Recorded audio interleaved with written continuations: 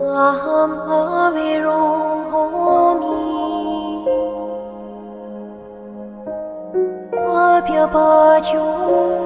abhyabajohomi anigo homi suki adana pariharami Mama madhapitu acharyaja nyatimidāja sabrahmacharinoja avirahantu abhyamajahantu anikahantu Suki adana pariharandu Imasme arane sabiyogino Avirahandu abhyapajahandu Anikahandu Suki adana pariharandu Imasme arami sabi meku nicha upasaka upasika yoja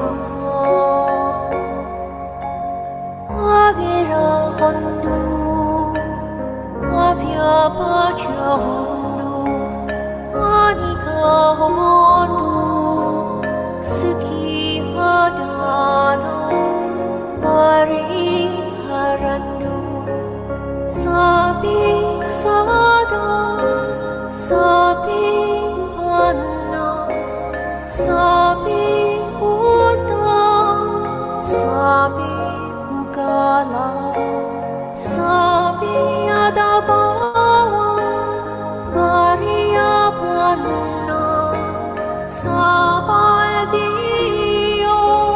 Sabe purisa Sabe ariya Sabe anariya Sabe deva Sabe manusa Sabe vini mariga Avirahandu abhyapajahandu anikahandu Suki adana pariharandu Avirahandu abhyapajahandu anikahandu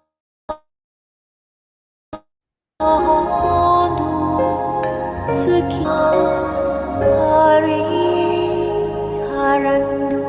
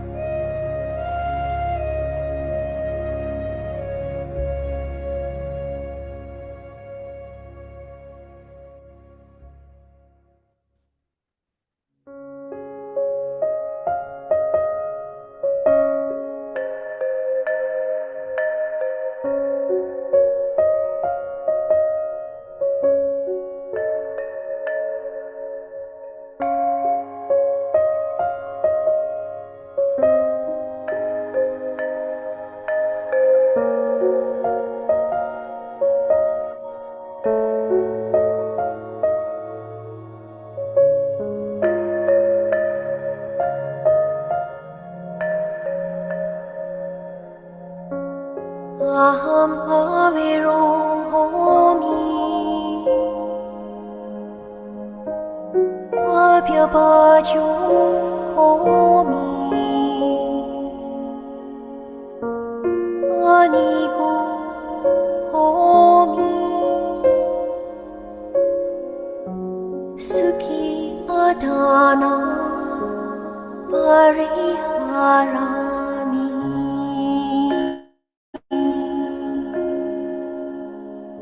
마마마다 비두 아차리야자 냐디미다자 사브라마 차리노자 아비라한두 아벼바자한두 아니가한두 스키하다나 파리하란두 이마스미 아라네 사비요기노 아비라한두 아벼바자한두 아니가한두 스키하다나 파리하란두 이마스미 아라네 사비 Bhikkhunicha upasikayoja avirahandu abhyapajahandu anikahandu sukihadana pariharandu Sabi sada, sabi panna, sabi buddha, sabi mugala.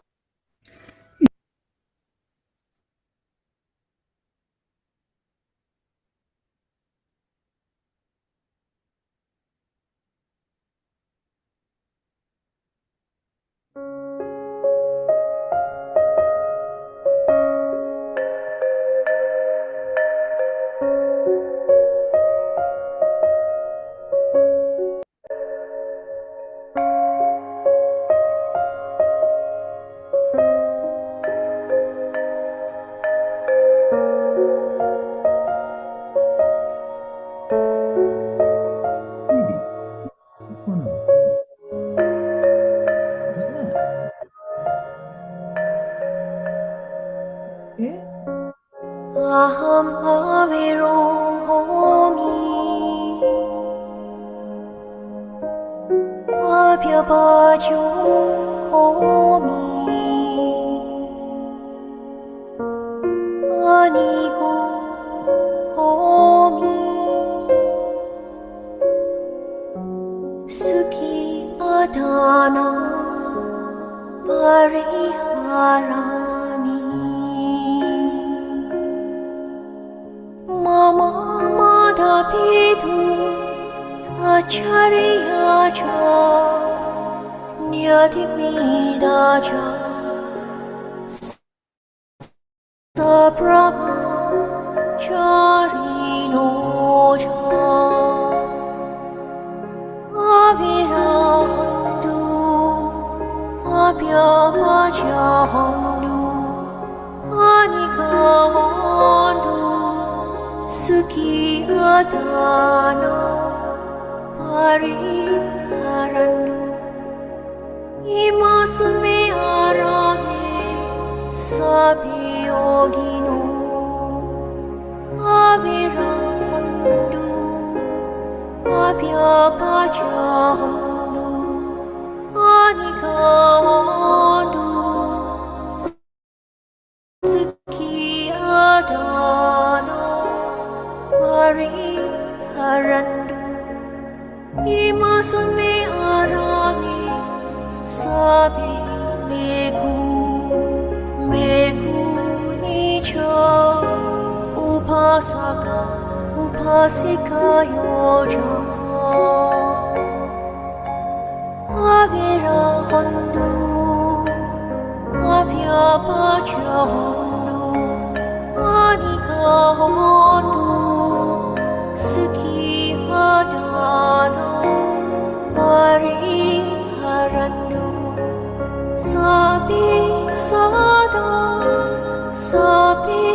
panna, sabi buddha, sabi mukala, sabi adabawa, pariya panna, sabadiyo, sabi purisa, sabi ariya, sabi anariya, sabi dewa, sabi manusa, sabi vini mariga, avira hondu, abhya pacha hondu, aniga hondu, suki adana, pariharandu, avira hondu, abhya pacha hondu, aniga hondu, suki adana, pariharandu.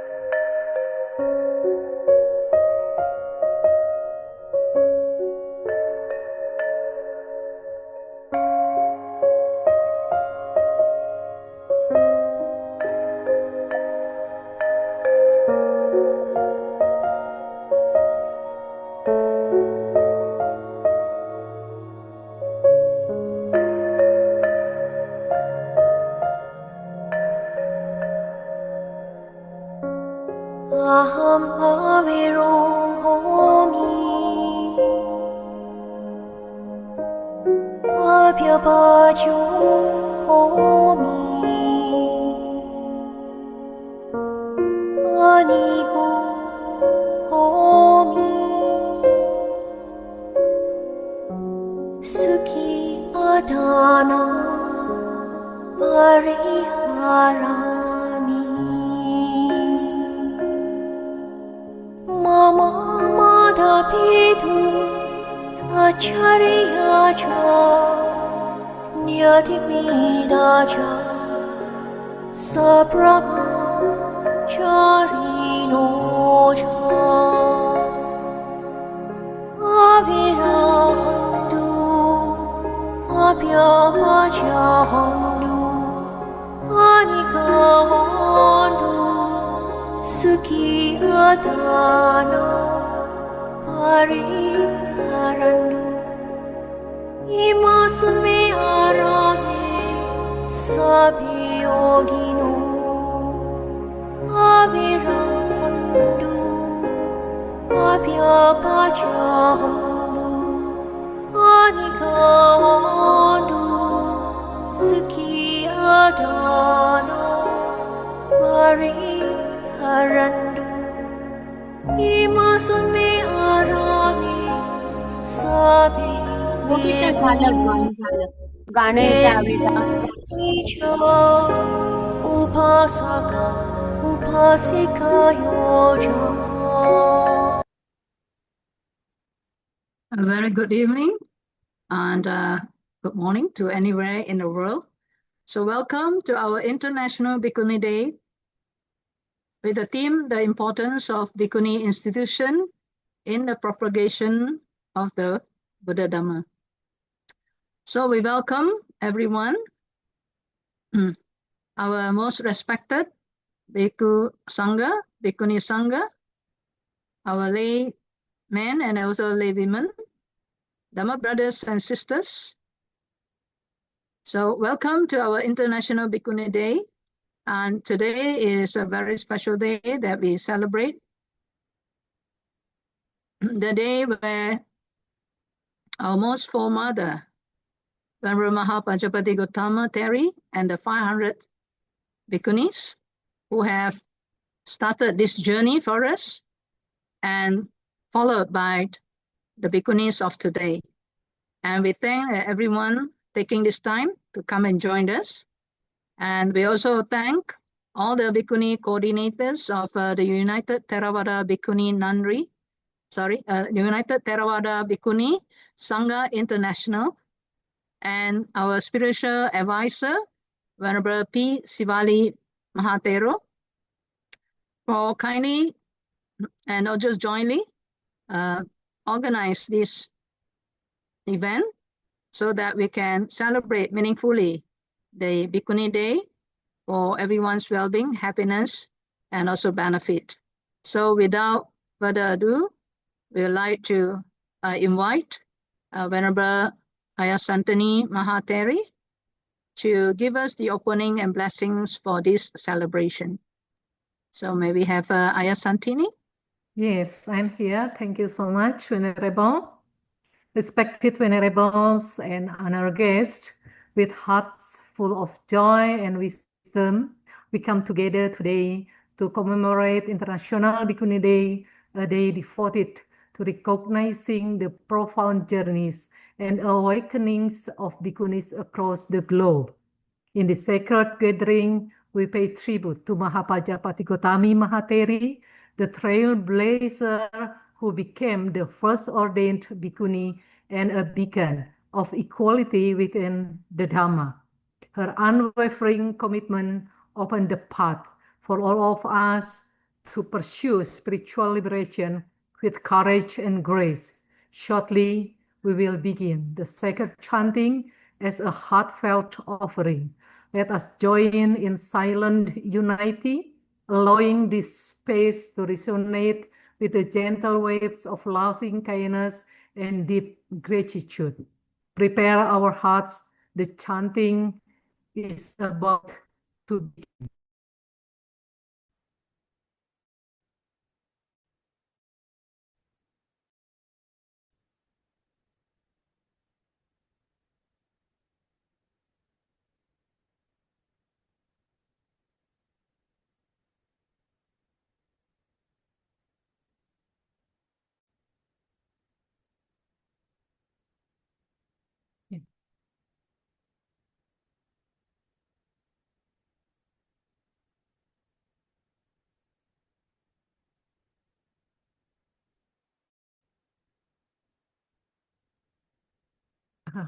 Okay.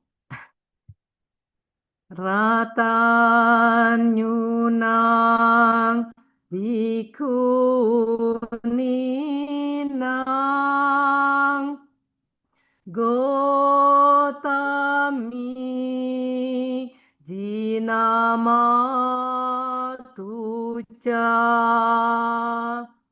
tapita anggathanamhi sadasothing karotuno Ayah Santini, sorry, yeah, we couldn't see the slide, Ayah.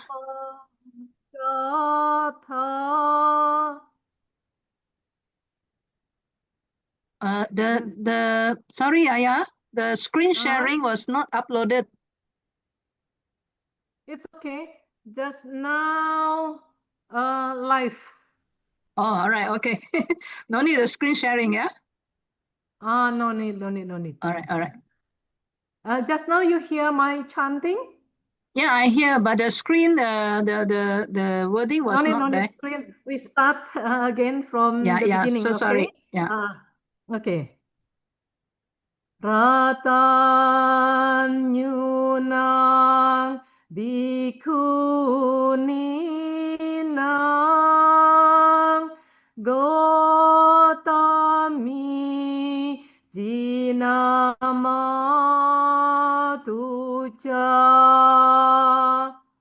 tapita anggathanamhi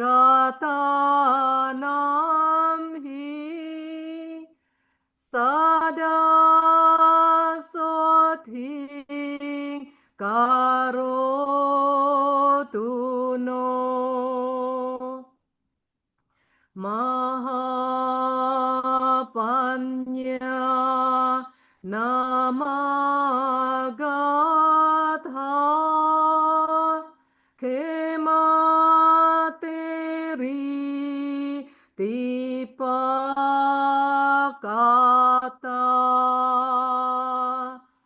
Savika Buddha Sethasa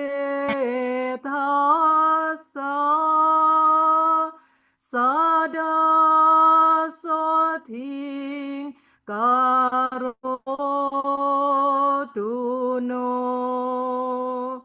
Teri Umpalawana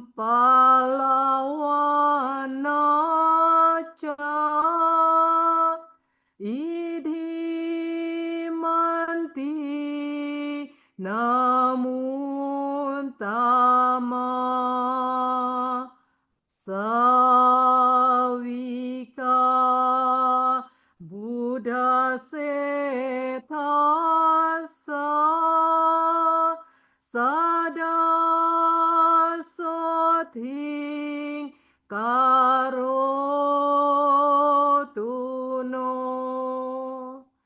Sadhu Sadhu Sadhu. Thank you. Thank you, Ayah Santini, for the opening. And today, as we gathered to celebrate this International Bhikkhuni Day, we also would like to thank Venerable P. Sivali Mahathero for always kindly support our Bhikkhuni internationally and for his always unwavering concern to help us to develop and to gather all the international Bhikkhuni to come as one united Bhikkhuni Sangha. So this is how we started with the United Theravada Bhikkhuni Sangha International. And today is actually the celebration for the 15th Bhikkhuni Day. And this is also a day where international Bhikkhuni would celebrate together with others and to update all the milestone and development in different countries. And this celebration has brought about many speakers from Indonesia, Thailand, Vietnam, Malaysia, Australia, and India. And also, we also have invited Mr. Don De Silva, who will share with us the latest update on the Bhikkhuni recognition by the Supreme Court and the pilgrimage of Mahapajapati Gautami Trail. And so tonight we shall celebrate with all, and we hope that all of you will be able to relax and follow the talk and also to rejoice with all the good development, and may all of us will be able also to contribute in this path of the Sangha and also the Sāsana, so that everyone would benefit from this particular gathering. So not to delay further, we would like to actually update for tonight's session. We have indeed lined up many speakers. So the first one, we would like to invite Venerable Santini Mahatheri. Maybe have the slide, please, to introduce Ayah Santini to give us the first talk. Venerable Ayah Santini is the founder and abbess of Bisma Kusalani in Bandung, Indonesia, a prominent figure in the revival of the Bhikkhuni Sangha in Indonesia, born in West Java in 1965. After taking novice vows in 1990, she received full Bhikkhuni ordination in 2000, along with other Indonesian nuns. She teaches Dhamma and meditation internationally, has received awards for her contributions to Buddhism and also to the society. Can please put the slide again? Technical, can you please help to put the slide for Ayah Santini? So without further ado, Ayah Santini actually has been very instrumental in many international events for the Bhikkhuni development. And she has now 25, completing this Vasa. I think it's a 25 Vasa. So we would like to invite Ayah Santini to deliver her speech, which is recorded in a video to avoid line disturbance. Yeah. So for the Bhikkhuni Sangha in Indonesia, she has started the Indonesian Theravada Bhikkhuni Sangha. So let us welcome Ayah Santini to deliver her speech on today's topic, on the importance of the institution for the prolongation of the Buddha Dhamma Buddha Sāsana and also the development of the Bhikkhuni Sangha.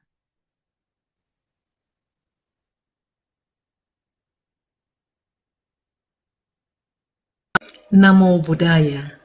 Most Venerable, I humbly ask for permission to share our activities and experiences on this very meaningful occasion of International Bhikkhuni Day. In this occasion, let us be happy knowing how lucky we are that we are still alive. Thus, we still have the opportunity to do lots of good karma while we still have time. One of them is this. We are able to gather here in order to once again commemorate Arahant Mahapajapati Gotami. Let us use this event to think about a very important topic, namely the importance of the Sangha or institution in propagating Dhamma.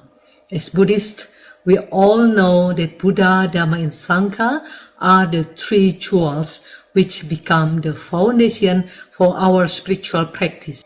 However, oftentimes we are not seriously aware of the importance of the role of Sangha, the community of bhikkhus and bhikkhunis and Buddhist institution, in maintaining the purity of Dhamma and passing it from generation to generation. Let us contemplate this fact. Without the Sangha, how could Dhamma have survived more than 2,600 years? Without the Sangha, how could the teaching of the Buddha have touched billions upon billions of people's lives in the whole world? Yes, the Sangha has played a great, if not one of the greatest role in making that happen. Let us see why. The Sangha has a duty to study, memorize, and preserve the teaching of the Buddha in its pristine quality. During the time of the Buddha, Dhamma had been passed orally before it was written. Without the discipline and seriousness of the Sangha, the teaching would have been lost or distorted. Purity keeper of the teaching. The Sangha has always been seriously keeping the purity of Vinaya, which functions as the fortress against distortion. Since thousands of years ago, institutions such as Buddhist monastery or universities have become or became the study centers run systematically. For example, we had Sriwijaya University in Sumatra, Indonesia, and Nalanda University in India. At present, there are many Buddhist universities which have important roles in the Sāsana. The Sangha as Dhamma propagator. 1. Education and socialization. The Sangha propagates Dhamma by means of sermons, discussions, literature, etc. They build a bridge between the deep teaching and the simple daily practice to make sure that Dhamma gives lots of benefits in this real life. For example, some bhikkhus or bhikkhunis teach in Buddhist Sunday schools and in public or private schools, ranging from preschool up to university levels. Some have Dhamma podcast, social programs, etc. Let us take a look at the following photos and videos that depict our contribution to the Sāsana.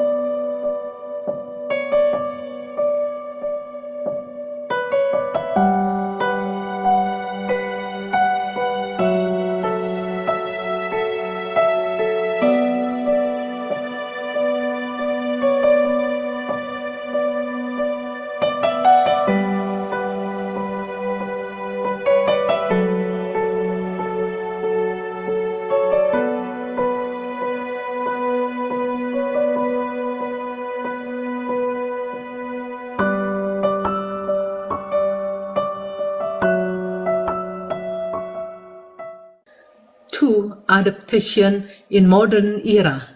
Buddhist institutions also use modern technology to reach out the young generation. This is done with good organization structure, without which this effort will not have good coordination. Example, many monasteries held sermons, retreats, discussions, etc. online, especially during the pandemic time. Imagine the situation where the Sangha did not exist. Possibly, we would have been able to know the Buddha only as a historical figure.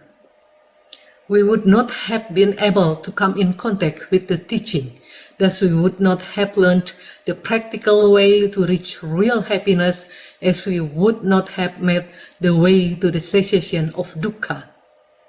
People support to the Sangha. 1. Mutualistic symbiosis.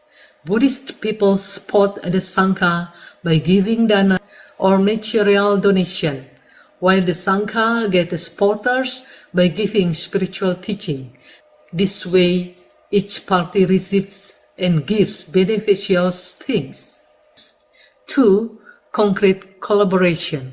Buddhist people can actively participate by A. Being a volunteer in Vihara activities. B. Supporting projects of Dhamma book publication. C. Urging young Buddhist generation to learn the Vinaya and to be candidates for Bhikkhus and Bhikkhunis, so that in the long run they can join the Sangha. Last but not least, let us reflect.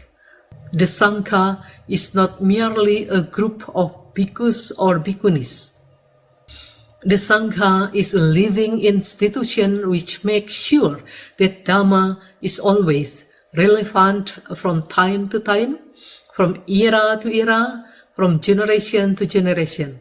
Let us all give full support to the Sangha and Buddhist institutions, us being practitioners, donors, or volunteers, or whatever, to make sure that Dhamma keeps shining, Dhamma keeps guiding all beings to go to liberation, freedom from suffering. Sabbe satta bhavantu sukhi tata. Sadhu, sadhu, sadhu. Thank you. Namo. Thank you, Ayah Santini, for a very precise guidance. And we can see that the Bhikkhuni Sangha, although started in 1996, and today we can see the development in many countries. And from the video just now, we can also see that how the development take place in Indonesia. And actually, Ayah Santini have 4 institutions for the Bhikkhuni to impart the Dhamma to the community. So we rejoice with all this good development, and not only locally, and also taking part into the international Bhikkhuni Sangha movement for the well-being of the many. So again, we thank Ayah for the short but very precise invitation for all, to support the development of the Bhikkhuni Sangha and the overall of Sangha to propagate the Buddha Dhamma and prolong the Buddha Sāsana. Next, we'd like to invite Ayah Yupak Mahateri from Vietnam, and to also present the development of the Bhikkhuni Sangha in Vietnam to commemorate this occasion of the International Bhikkhuni Day with the title, The Importance of the Bhikkhuni Institution in the Propagation of the Buddha Sāsana. So this theme is not merely a historical theme, but a living, breathing reality that continues to shape the future of Buddhism around the world. So Ayah Lupa, the floor is yours.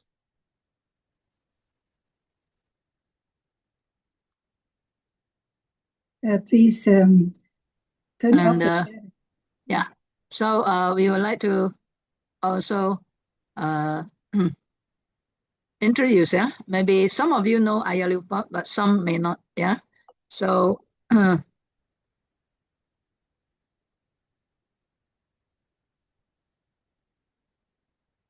So Ayalupa Mahatheriya, also known as Lupa Vidita Dhammatheri, is a Vietnamese Buddhist nun who served as a Bhikkhuni preceptor and a lecturer at the Vietnam Buddhist University. She is recognized for her expertise in the Pali language and literature, which she emphasizes as crucial for understanding the Dhamma and preserving Buddhism's core principles. She has also been an international advocate for Theravada Buddhism, participating in significant events like the Bodh International Theravada Bhikkhuni Ordination and speaking at the first ASEAN Buddhist Summit. Indeed, Ayalupa is very active in the international level. And of course, the credits we can see nowadays, in the introduction, and she is the abbess of the Sunyata Arama in Bangkok. So maybe invite Ayalupa to deliver her speech. And Aya, Yes, thank you. Namo Buddhaya, Namo Dhammaya, Namo Sanghaya. Respected Bhikkhu Sangha, the Bhikkhuni Sangha, dear Upasaka, Upasikas. Today, I'm very happy to participate in the Zoom meeting of our UTBSI, United Theravada Bhikkhuni Sangha International. When the Buddha established the Bhikkhuni Sangha more than 2,500 years ago, he affirmed that the path to liberation is open to all, regardless of gender. This was really a revolutionary act for its time, granting women full participation in the spiritual life as renunciants, as teachers, and the assemblers of the Dhamma. The Bhikkhuni institution is not only an essential expression of equality in Buddhism, but also a vital force in the propagation and preservation of the Dhamma across cultures and generations. Bhikkhunis, like their Bhikkhu counterparts, serve as custodians of the Buddha's teachings. From the early days, they memorized and transmitted the discourses, practiced the Vinaya discipline, and exemplified the living application of the Dhamma. The Pali Canon records many enlightened Bhikkhunis, such as Mahapajapati Gotami, Khema, Upalavanna, and Dhammadina, whose wisdom and realization inspired generations of practitioners. Their presence demonstrated that women could attain the highest goal of Nibbana, and that the Sangha's strength lies in inclusivity. The existence of the Bhikkhuni institution provides a visible role model for women and girls. Seeing women who dedicate their lives to meditation, study, and service inspires faith and confidence that the path is open to all. This visibility encourages lay women to practice Dhamma seriously, knowing that they too can pursue liberation. For families, Bhikkhunis often serve as spiritual guides, teachers of Dhamma classes, and mentors for youth, thereby strengthening the roots of Buddhism in the household and in the community. Many communities have relied on the Bhikkhunis monasteries for education, counseling, and social support. In contemporary times, Bhikkhunis continue this role, offering meditation retreats, engaging in the interfaith dialogue, promoting peace, and advocating for social and environmental responsibility. Their compassionate presence helps to spread the Dhamma beyond the temple walls and into the wider society. The Buddha declared that women too are capable of the highest realization. So the Bhikkhuni institution stands as a symbol of this inclusivity, showing that the Dhamma transcends social and cultural barriers. In a world that still struggles with gender inequality, the flourishing of the Bhikkhuni Sangha embodies the liberating spirit of the Buddha's teaching. It not only strengthens faith among female practitioners, but also enriches the entire Sangha by balancing perspectives and experiences. So in the next video clip, you can see our contribution as a Bhikkhuni institution to the propagation of the Dhamma in Vietnam. This is the example case from our Viếng Không Nunnery. Please play the video to show our audience about Viếng Không Nunnery and our activities. Thank you.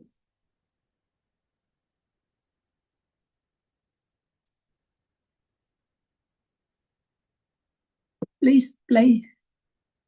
Sunyata Bhikkhuni Arama, also known as Viếng Không Nunnery, is located at Quarter 2, Hamlet 4, Châu Pha Commune, Ho Chi Minh City, Vietnam. The current abbess is Venerable Vidita Thamma Mahatheri, who has been guiding more than 30 Bhikkhunis, 11 Sāmaneris, 12 8-precept nuns, and 1 8-precept novice in monastic life. Among them, there are 13 nuns currently studying abroad, 2 in Sri Lanka, 7 in Myanmar, and 4 in India.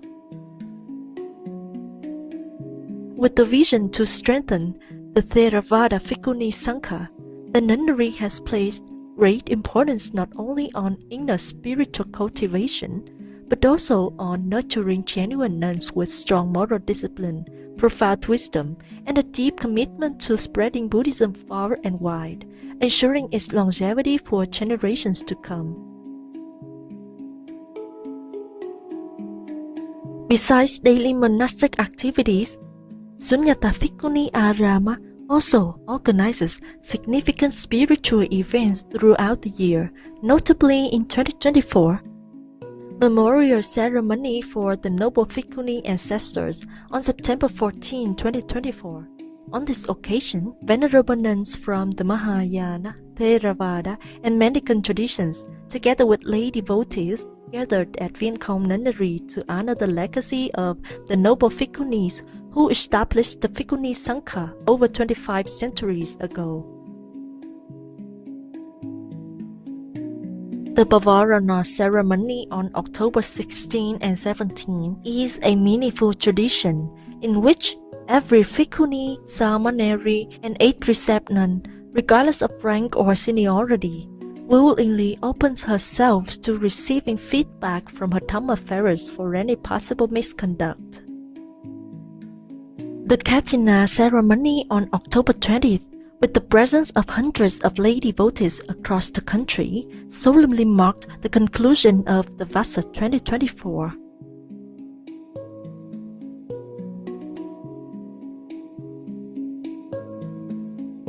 Magha Puja, observed on the full moon of the first lunar month this year on February 12, 2025, was a sacred occasion for reflecting on the Dhamma, honoring the noble Sangha, and renewing one's commitment to diligent practice.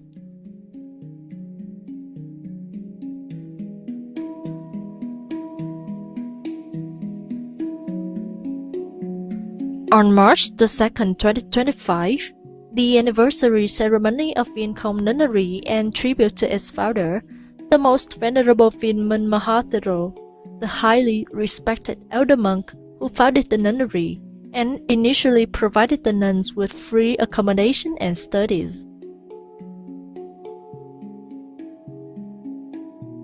During April 15 to 22, 2025, an earthquake relief mission was carried out in Sagaing, Myanmar, as the compassionate response of Vietcong nunnery and lay devotees under the guidance of Venerable Liu Pháp, offering donations and requisites to monks, nuns, and Buddhist communities affected by the devastating earthquake. In addition to the major annual ceremonies, this year the nunnery organized 2 mindfulness-based summer retreats for youth. The first retreat took place from July 7 to July 13 for children aged 12 to 14. The second one took place from July 17 to July 23 for youth aged 14 to 22. Overall, there were nearly 200 participants joined the 2 retreats.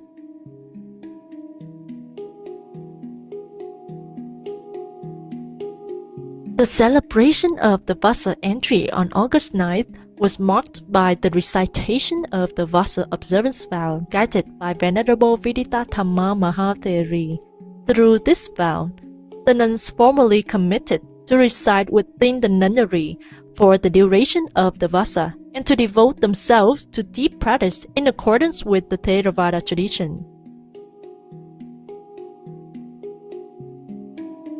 Temporary ordination retreat for 35 lay women aged 18 to 60 from August 28 to September 6 was an opportunity for those who wished to cultivate a wholesome connection with the Dhamma, even if they were not yet able to ordain permanently.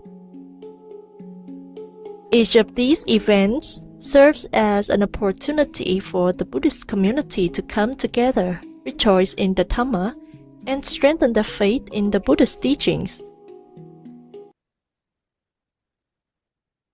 So thank you for your attention, and please, Venerable Sultan Sumangala, to continue the program. Sadhu. Thank you so much, Venerable Liu Pháp, for that very interesting update. And we can see that the institution of Bhikkhuni in Vietnam itself has also developed very well, and the number of Bhikkhuni in the Arama has continued to grow, and we can see also a lot of young Bhikkhunis. And I think this is a good promise for the future further development of the Bhikkhuni Sangha for the prolongation of the Buddha Sāsana. Thank you again, Venerable Liu Pháp. And so next we would like to introduce Venerable Dhammananda Mahatheri from Thailand. Thank you, Venerable. Thank you, Venerable. Before we start, I would like to do a little chanting for the audience. May I introduce Venerable first? Yes, please.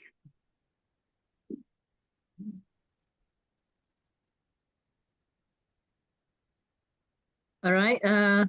Venerable Dhammananda Bhikkhuni, Mahatheri now, was born Chatsuman Kabir Singh, is Thailand's first fully ordained Theravada Bhikkhuni and the abbess of Songdhamma Kalyani Monastery.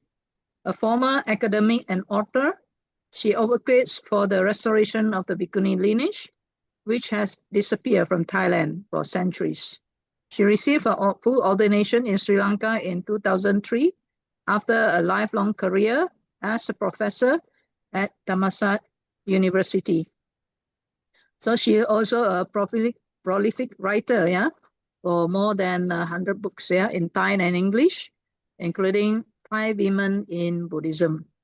She devotes her time to educate and train women and addresses issues of Buddhism and nature, feminism, and social justice. She's also internationally recognized for her work on women in Buddhism and has traveled the world to raise awareness about the need for female monastic ordination. So may we now invite Venerable Dhammananda Mahatheri to deliver your speech. Thank you, Venerable. Allowed me to start with recitation to pay respect to Mahapajapati Gautami Theri.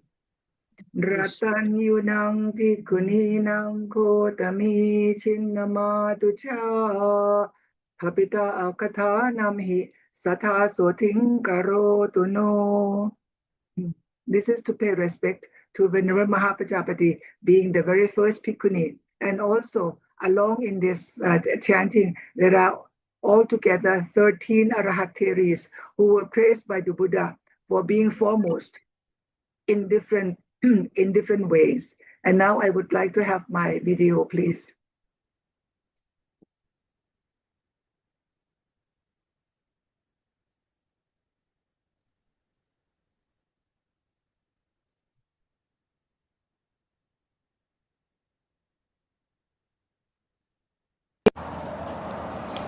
Ratanyunang Bhikkhuninang Kotami Chinnamatucha Tapita Akathanam Hi Satha Soting Karotu no. This is the verse from the Great Peace, paying respect to the very first Bhikkhuni, that is Venerable Mahapajapati Gotami. And of course, we ask for blessing from her. I am honored to be here with International Bhikkhuni Day. Let me give a brief history to where we are, that which leads us to our present day. I go back to 1984, when I started out a newsletter on International Buddhist Women's Activities. That was a time when Buddhists across the countries were talking about establishing Bhikkhuni ordination. This newsletter, which I started quarterly, continued on for 30 years, and it is the only historical evidence to record about the Bhikkhuni activities, which I find later, I was very happy to find that it is really very important evidence. From this newsletter led to the very first international conference on Buddhist nuns, first time in history that we have international Buddhist nuns. That was organized in Bodh Gaya in the year 1987.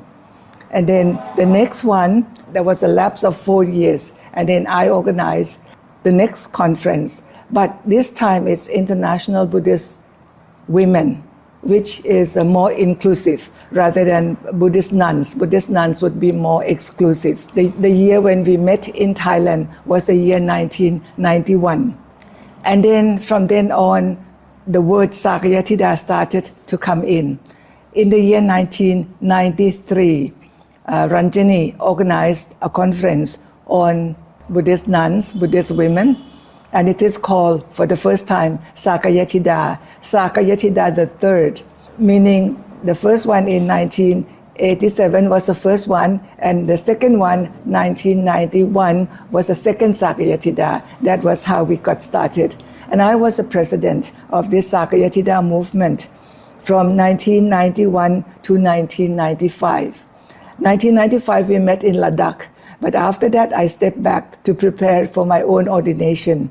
During that time, it's very important years, because when the first ordination for Bhikkhuni ordination in Theravada happened in the year 1998, since then more and more women from different countries started to come out. Sri Lankan, then Indonesia, then Vietnam, and then Thailand, and later on Malaysia. So when we started having the first Bhikkhunis of each country, in the year 2012, Malaysia, we were invited for the inauguration of Buddhist Vihara in Malaysia.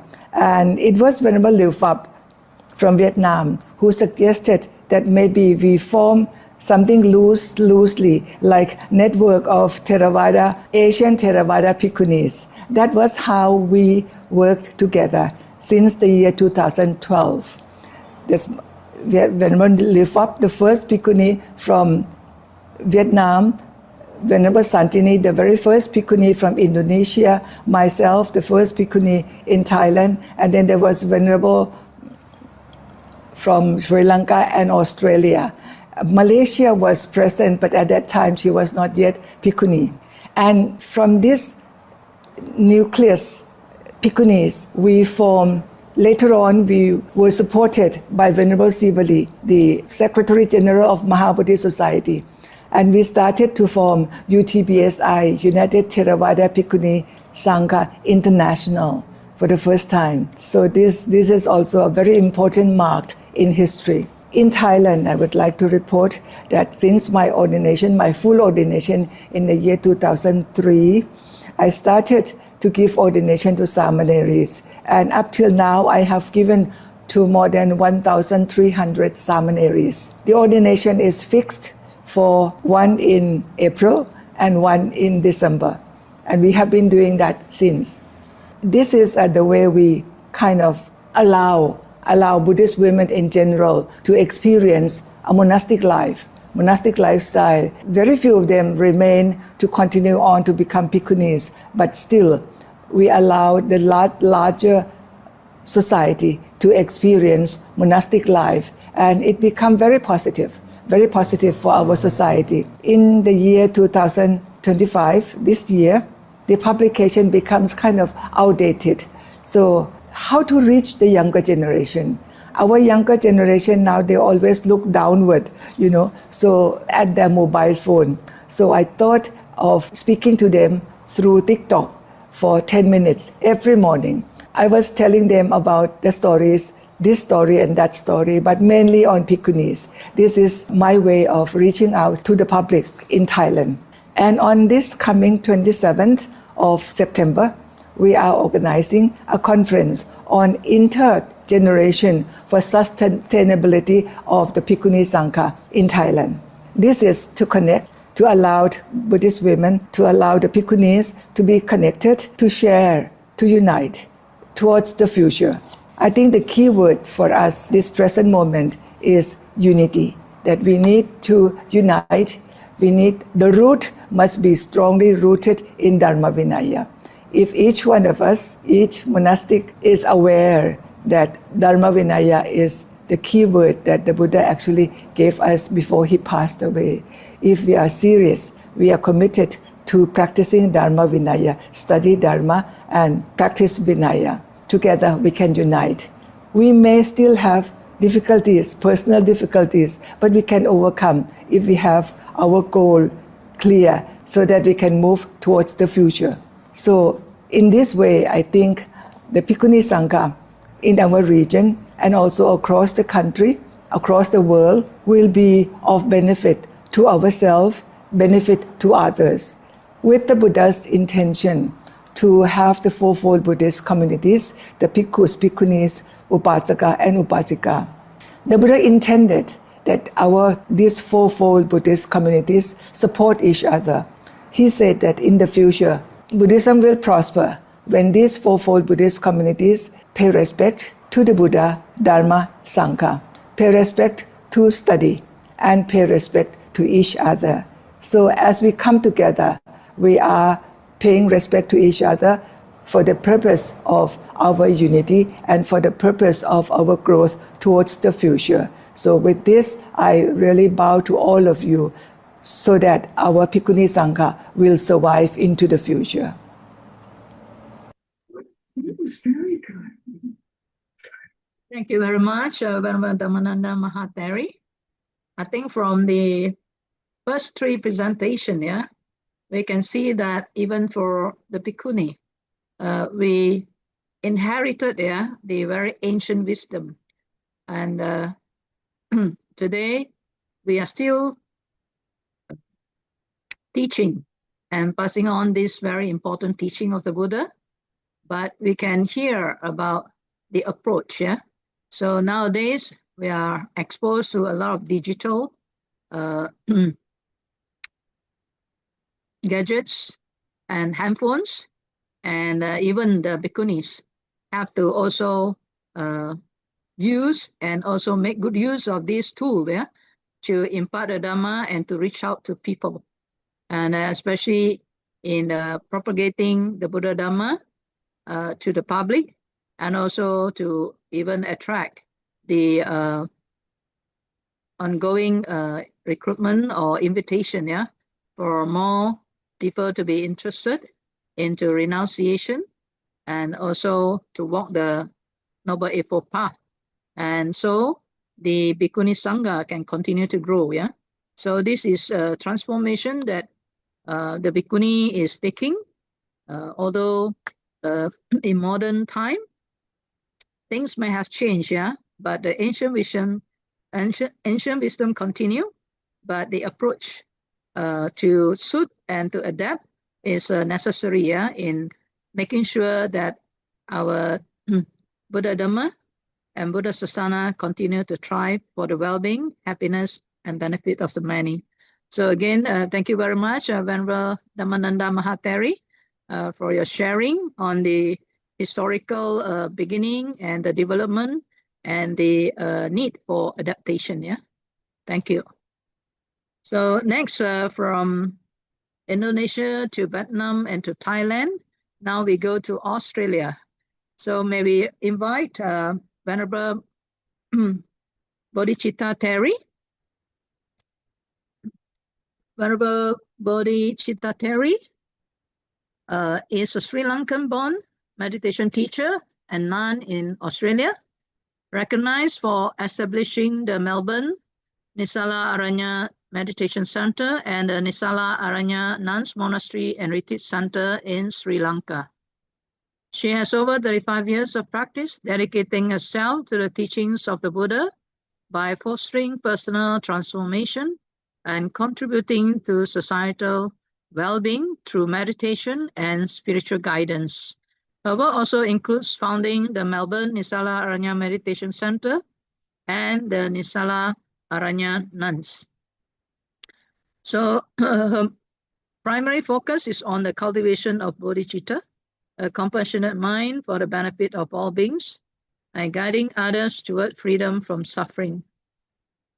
So may we now invite Venerable Bodhicitta Terry to present her talk.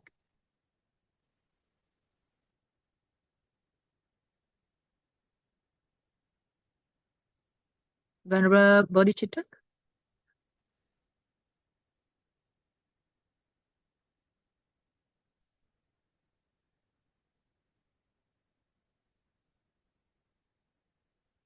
So just bear with us for a while they upload the, I think, a video.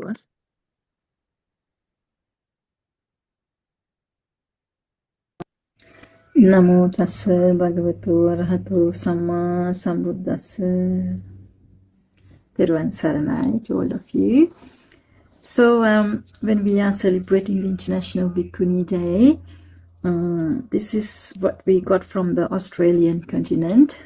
And we have, Brother Roy has sent an email to all the Bhikkhunis, all the centers in Australia to, if they like to participate in this event by reporting and producing a video.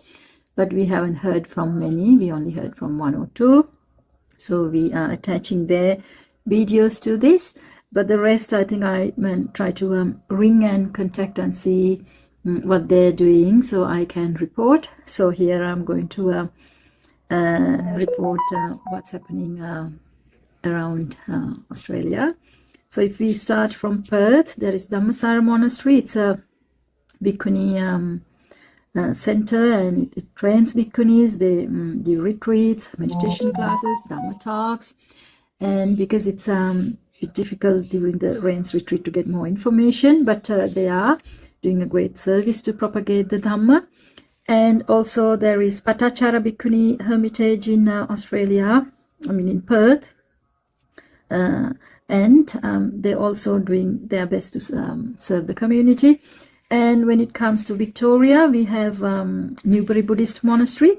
Currently they have 2 Bhikkhunis, and the abbess that we had all this time, Venerable Upekka, had returned to Singapore after staying here for a long time.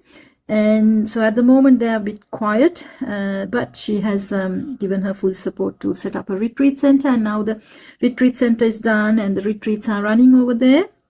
I hope soon the Bhikkhuni training center will start doing the ordinations and offer the meditation classes and Dhamma talks and things very soon. That one is in Newbury in Victoria. And there is Nisalarana here, Venerable Bodhicitta, it's me. I'm residing here in Dandenong.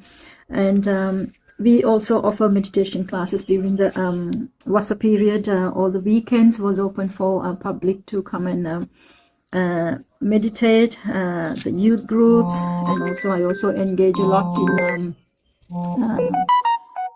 interfaith activities and counseling, palcare, nursing home visits, and giving Dhamma talks and so on. So we are doing the best we can do in here in Dandenong. And I also spoke to Venerable Santachari from Adelaide. Her center is called Dakkina Dhamma Lata Vihara in Christie's Beach in South Australia. She also offers meditation classes, and she said during this Vasa period, she offers a lot of online Zoom sessions when she's sitting for meditation, that people are allowed to log in and participate on those meditation classes. There is Venerable Suvira got in touch with us, and her video is attached here. She's from Sydney, and there is Venerable Sudhira in Sydney, and we also have Santi Forest Monastery in Bandanoon in Sydney. It's a Bhikkhuni training center, so they also offer meditation classes, Dhamma talks and retreats and so on. There's Arya Nirodha currently is residing there. So I think I kind of managed to mention a bit of the news from this end. So hope you all stay well, and also I got some other news as well, which I will have to reattach again. Thank you. G'day everyone, my name's Suvira Bhikkhuni. I'm the monastic advisor at UBU in Western Sydney. Our monastery runs a weekly program for the benefit of the laity. We run a Buddhist women's discussion group every Thursday, and the monastic is available by request on Monday and Sunday to receive dana and to answer questions. But actually, this is just a small percentage of what we do. We also attend other approved community programs by request. Australia is a growth area for Buddhism, with much of the growth being from immigration in addition to conversion, and people exploring Buddhism for the first time. In addition to our in-house monastic practice program, we are well placed to meet the needs of our local multicultural community. We wish UTBSI a very happy Bhikkhuni Day and Animodhana with all participants globally. To find out more information about UBU, please go to upulawana.github.io, as we would love to see many of you in Sydney. Sadhu, sadhu, sadhu, Animodhani. So there is few more things that I remember to report on. There is a monastery in, there's a Bhikkhuni in Tasmania as well, Vata Buddha Chatuparisa Jayanti, Venerable Mahavihara. She's also offering Dhamma classes and Dhamma talks and things like that. And also we have Venerable Adimutta in New Zealand. And this is the list that I have. I hope I have not missed others. And also, Venerable Sujato have started a group for Bhikkhunis for Ovada. Because in here, we only have like few monasteries, Bhikkhuni monasteries, like Dhammasara Monastery in Perth, and Santi Forest Monastery in Sydney, and Newbury Buddhist Monastery in Victoria. But there's a lot of Bhikkhunis either staying alone, or with a friend. Few centers, they have started centers around Australia, so there's many Bhikkhunis staying alone, like Itya Dhammadasa, run by Venerable Bhikkhuni Sudhira in Sydney, Mettarama Upalavanarama Bhikkhuni Center run by Venerable Bhikkhuni Suvira in Sydney, and Dakkina Dhammalata Vihara in Adelaide, run by Venerable Santachari Bhikkhuni. And Venerable Seri is Venerable Seri started Patachara Bhikkhuni Hermitage in Perth, so on. So Ajahn Sujato has kindly offered to offer the Ovada for Bhikkhunis. So it's an online thing that's happening. So the Bhikkhunis, even though they are staying alone, they can join the group for Ovada, which I think it's a great thing. So I also want to pay my respect to Ajahn Sujato for always being there for Bhikkhunis and supporting the Bhikkhunis in that way. That's a great strength for the Bhikkhunis. So thank you so much, Bhante.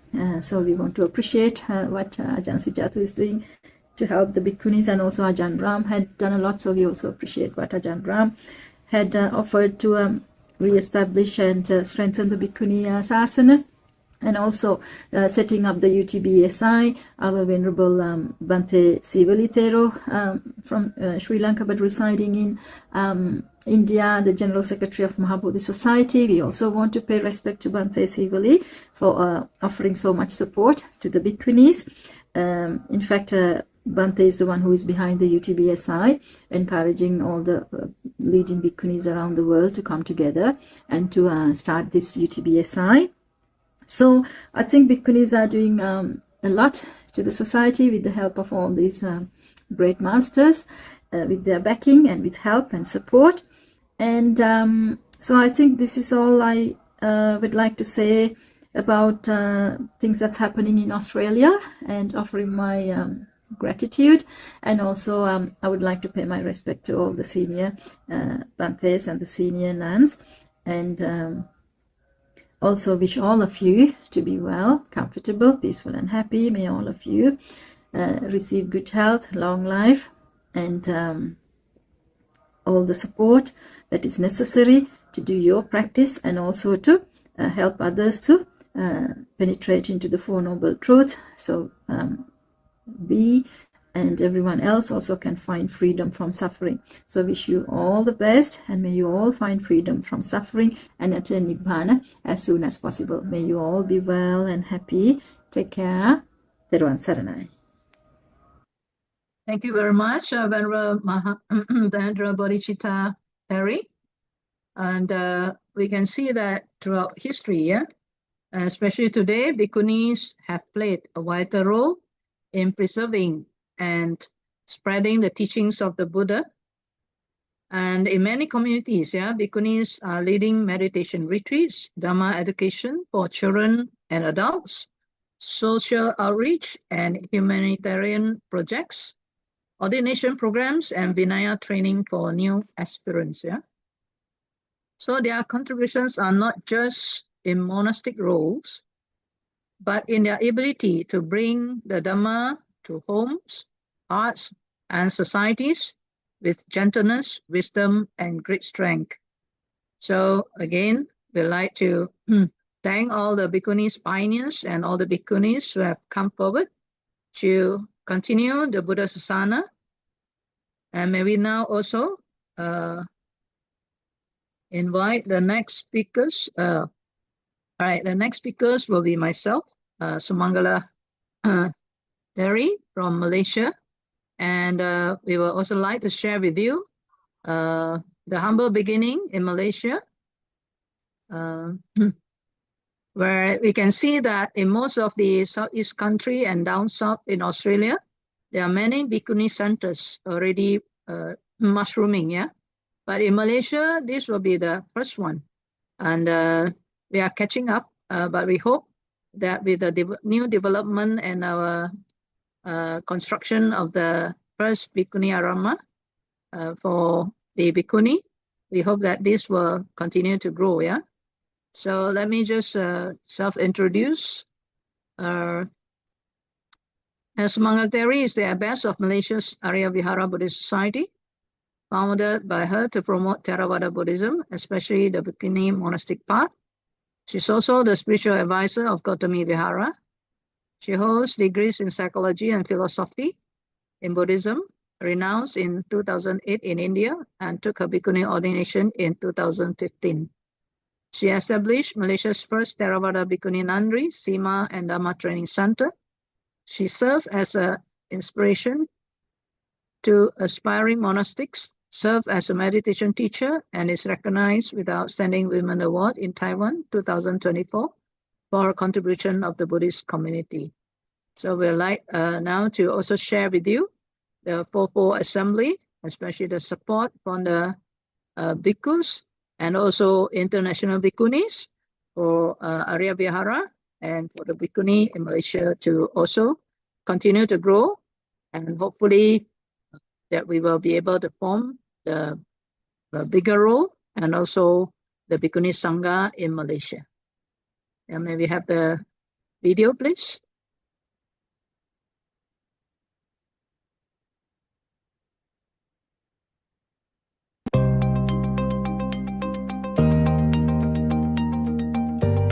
Namo Buddhaya, Namo Dhammaya, Namo Sanghaya. My reverence to all the Bhikkhu Sangha and Bhikkhuni Sangha, and to all our lay men and lay women assembly, Dhamma brothers and sisters.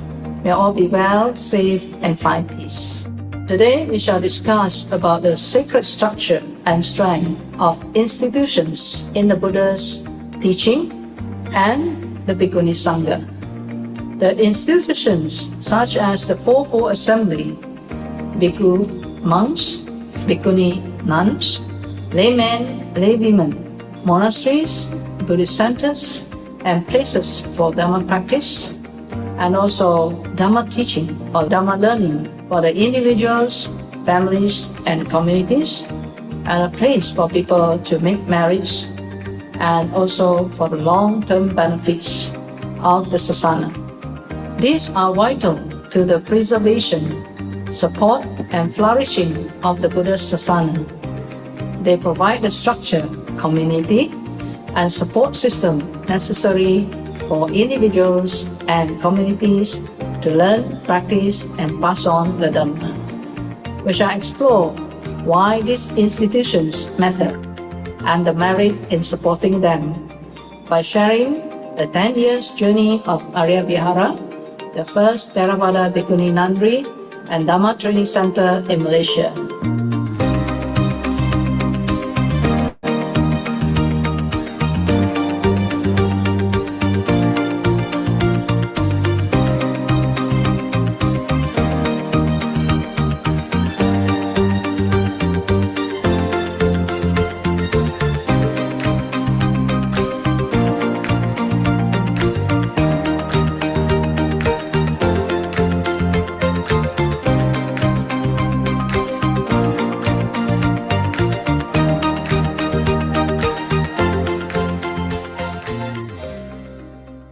Years of Dhamma, 10 years of joy, 10 years of noble service.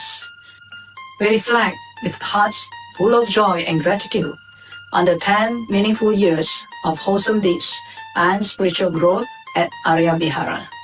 Since our beginnings, we have been deeply blessed by the presence and guidance of the Bhikkhu and Bhikkhuni Sangha, whose tireless compassion and wisdom have nurtured our path day after day. Our heartfelt thanks go to the Executive Committee of Arya Vihara 2015 to 2025, our building consultants, and all the subcommittees who have been the hands and hearts behind the scenes. From Dhamma propagation teams such as Arya Monastic and Lady Training Program, the Theravada Seminary Innovation Program, Arya Rainbow Kids, Arya Sun Teens, WISE Program, the SIP Program, and all our children, teens, and family camps, our welfare and counseling teams, and every other arm of compassionate outreach. We bow in deep appreciation to every volunteer, every generous donor, every well-wisher, and every supporter of the Arya Vihara Building Fund, the Sangha Fund, and all the Dhamma programs. It's your selfless service and unwavering dana and faith that have sustained us. Chitena Niyati Loko. The world is led by the mind. Together, we have cultivated minds of generosity, virtues, kindness, and wisdom, leading not only our own hearts, but also countless others toward the light of Dhamma. This decade has witnessed a quiet yet powerful transformation, a growth not just in numbers, but in heedfulness, diligence, virtues, and mental cultivation. Brothers and sisters in Dharma, from the Mahasangha, 10-year anniversary, journey of 10 years, not easy task. Arivihara completed for 10 years, the great achievement not only the spiritual development, spiritually as well as for the materially have a comfortable place for the practitioners going to be very soon. It requires each and every one of us, even in spiritual practices, we require shelter above our head, consider comfortable place, spiritual practitioners. People work hard towards that, especially Venerable Sumangala and the team, the day and night. This journey started 10 years ago. As a devotees, whatever ways we are able to support for that great achievement, the dream to come true, well-being for happiness for many more people is a great contribution. It's a great joy. It's an achievement of the Malaysian Bhikkhuni, especially the center for the Malaysian Bhikkhuni to practice, ordain, practice, and doing the certain Vinaya roles in that particular place. As a devotees, as a donors, whatever ways we contribute to the establishment of the spiritual 10 center, what the Buddha mentioned, is one of the great 8 meritorious days. This particular place, shrine, Sima, quarters, other facilities are there going to be completed. On behalf of the Sangha members, we are congratulations, we are happy, we wish you all those wonderful wishes to come true by the power of the Buddha, the Dhamma, and the Sangha. Thank you.10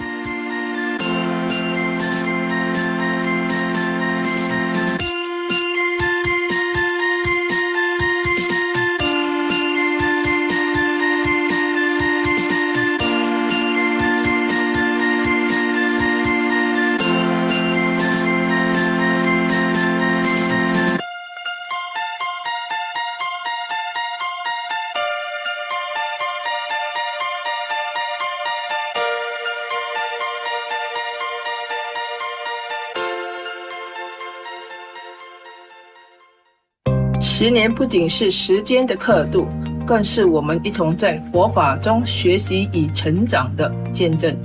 感谢大家一路以来对阿瑞亚的支持与信任。前方的路，愿我们继续携手同行，共同让阿瑞亚茁壮成长，利益更多有缘众生。萨埵萨埵萨埵。Since joining ARIA, I've been deeply blessed to walk this path alongside many wise and supportive Kalyanamitas. In August 2024, I joined the ARIA Monastic and Laity Training Program as a natural step in deepening my spiritual journey. Under the compassionate guidance of Ayya Sumangala, I've come to know myself more clearly, gaining insight into my character, cultivating a more balanced mind, and experiencing greater joy amidst life challenges. I have learned to cultivate the higher virtues, and in restraining the sense desires which leads to happiness here and now. I am deeply grateful to Ayya Sumangala, who continues to be a profound source of inspiration to me and to all the AMLTP teachers and coordinators. Getting to know the Dharma is a great blessing to me. I learned to be more mindful with my actions, my speech, and my thoughts. Having gained some mindfulness, I have wisdom in understanding the causes of suffering that enables me to live in harmony with myself and with people around me. And that leads me to have more inner peace and happiness. It is also my privilege to serve on the EXCO of Arya Vihara, where I can joyfully offer my skills to Dharma programs while cultivating the spirit of selfless service. It also brings me great joy to support the building of our center, a place that will help to preserve and prolong the Buddha Sāsana and bring lasting benefit to countless beings across time. It is wonderful that Arya is going to have its own building, which can accommodate more new Buddhists to learn about Buddhism and for the devotees to cultivate their spiritual development and also to participate in community service. It is a place for all Buddhists to learn, to grow, and to transform. To Ayah Sumangala, I would like to thank you for guiding us in the Dharma and mental cultivation. She also guides me with good advice whenever I need help. Thank you, Ayah.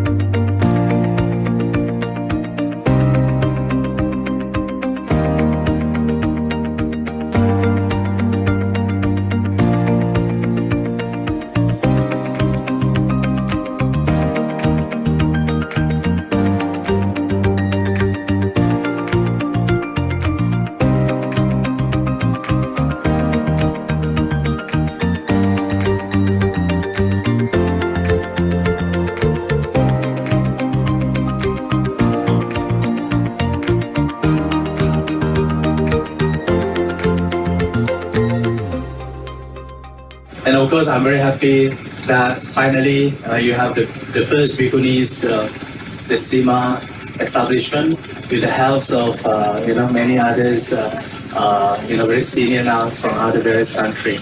So I think this is in fact is a very historic moment, right, in our Malaysian history, as well as I think the Theravada Bhikkhunis in this part of the world. What we heard from other elders, monks said, right, Sima Hall is like the heart of the temple, like Sima of the Singsa, you see. If there is no Sima Hall, there is no progress, there is no development, there is no establishment of the Bhikkhuni. Yeah? So everything comes from the heart, and it comes from the Sima Hall.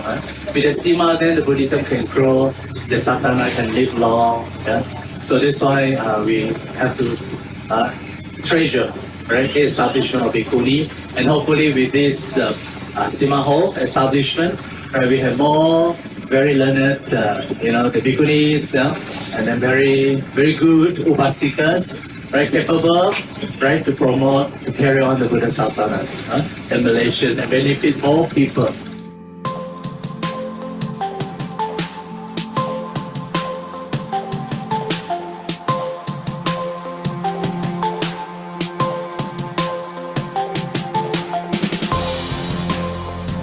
After years of design, planning, and navigating various authority approvals, I'm deeply grateful that construction has finally commenced in mid-May 2025. We are targeting completion in about 2 years. This journey has been a profound learning experience, not only in the architecture, but in mindfulness and the spirit of selfless service. Designing a space dedicated to the Dharma carries special meaning. It's been a humbling and fulfilling challenge, and I feel great joy knowing that the vision will soon take shape. For me, the greatest joy lies in using my profession to help bring the Buddha's teaching into people's lives through thoughtful space, unique experience, harmonious form, and sincere intention.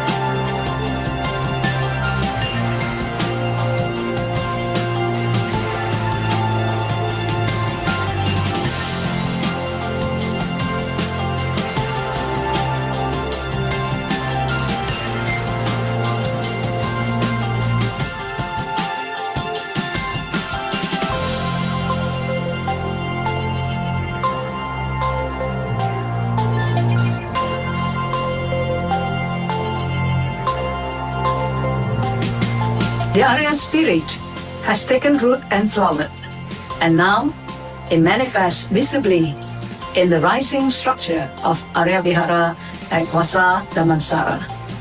This is more than a building. It's a living testament to a decade of noble effort, a century for generations to come. But the journey is not complete. Let us not rest. Let us not be heedless. Let us continue to walk the path together. As we move toward our goal of completing the Arya Vihara building by May 2027, we invite you with open hands and open hearts to continue giving, serving, and growing together with us. Apamado amata padam, pamado machuno padam. Heedfulness is the path to the deathless. Heedlessness is the path to death. Let us be heedful, let us be united, and let us rejoice in the blessings of 10 years past and all the wholesome possibilities yet to unfold. In reflection, as long as there is harmony among the Fourfold Assembly, proper support for the Sangha, and places where the Dhamma is taught and practiced, the Buddha's Sāsana will shine like the moon in a clear night sky. We wish the Fourfold Assembly continue to grow stronger and wiser in propagating the Dhamma Vinaya. Long live the Buddha Sāsana.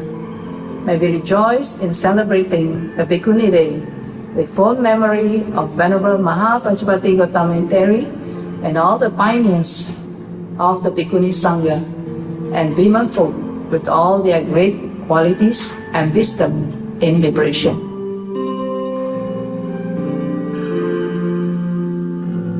Sabbe Satta Bhavantu Sukhitata.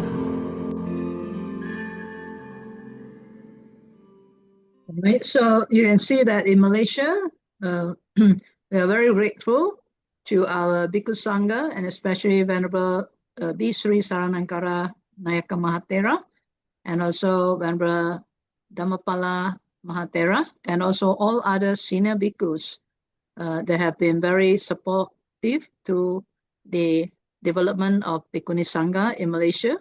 We are also very thankful to the International Bhikkhuni Sangha. As you can see in our videos, their faces appear many times. So this is where the strength of the International Bhikkhuni Sangha who come together to support each other so that all the countries will be able to provide this platform for the female to be able to walk the path, even to the monastic path that is properly laid down, and also for the lay people to be accessible to the Bhikkhuni so that they can get more opportunity to learn, and if they have any problems or any issues, they can also get help from the monastic the Bhikkhuni Sangha. So we like to thank each and everyone from the bhikkhus, bhikkhunis to the laymen and laywomen, coming together to make this possible for the Bhikkhuni Sangha in Malaysia to develop and to be able to serve for the wider group of society, and also to internationally also contribute for the Buddha Sāsana to continue to grow. So again, we like to thank everyone. And now from Malaysia, we will go to India. And we are excited to see the development in India, the motherland of the Buddha's teaching. And now we would like to invite Venerable Sakya Dhammadina Bhikkhuni. Venerable Sakya Dhamma Bhikkhuni is an Indian Theravada Bhikkhuni ordained in Bangkok, Thailand in 2020. She holds a gold medal in Abhidhamma philosophy and is pursuing an LLB and a PhD. She studied at the Buddha Chattoparisa Foundation in Thailand beginning in 2018 and is focused on establishing trained bhikkhunis in India and to uplift women in society. She conducted 4 short-term seminary programs and teaches online Abhidhamma to bring awareness and development of bhikkhuni and laity in India. Venerable also published books like Abhidhamma Parita and also conducted sessions on Uposatha Day, and this has actually bring a lot of awareness in India, and the development is actually progressing. So we'd like to hear from Venerable Sakya Dita Dhammadina for the development in India. Venerable, the floor is yours. Sadhu, sadhu, sadhu. Thank you so much, Venerable, for inviting me. And I pay my respect to the Buddha, Dhamma, and Sangha. And I pay my respect to all the Venerables present here. And today we are celebrating the International Bhikkhuni Day. So we pay our respect to the Sanghanayika, Mahapurushapati, Arahantatheri, and to all the Bhikkhunis in the past and in the present. And I am also grateful to Bhikkhuni, late Bhikkhuni Vishakha Mahatheri, who was first ordained in India in the modern times, though she is not here with us now, but we always remember her and all the Bhikkhunis who ordained with her. So today we are talking like importance of the Bhikkhuni institution. So for sure, the Bhikkhuni institution, they are very important. They stand as a radiant pillar of Buddha's timeless vision, equality and wisdom and boundless compassion with the heart of the Sangha. By embracing and uplifting the Bhikkhuni order, we weave a vibrant of the spiritual empowerment where every voice, every aspiration, and every step towards liberation is celebrated.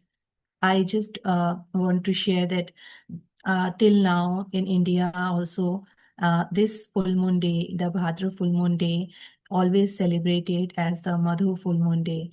So we know that the one monkey, he gave the honey to Buddha on this full moon day. So this full moon day was always celebrated as Madhu full moon day. Though from 2011, when we Bhikkhunis have started celebrating the Bhikkhuni day, it was getting recognition.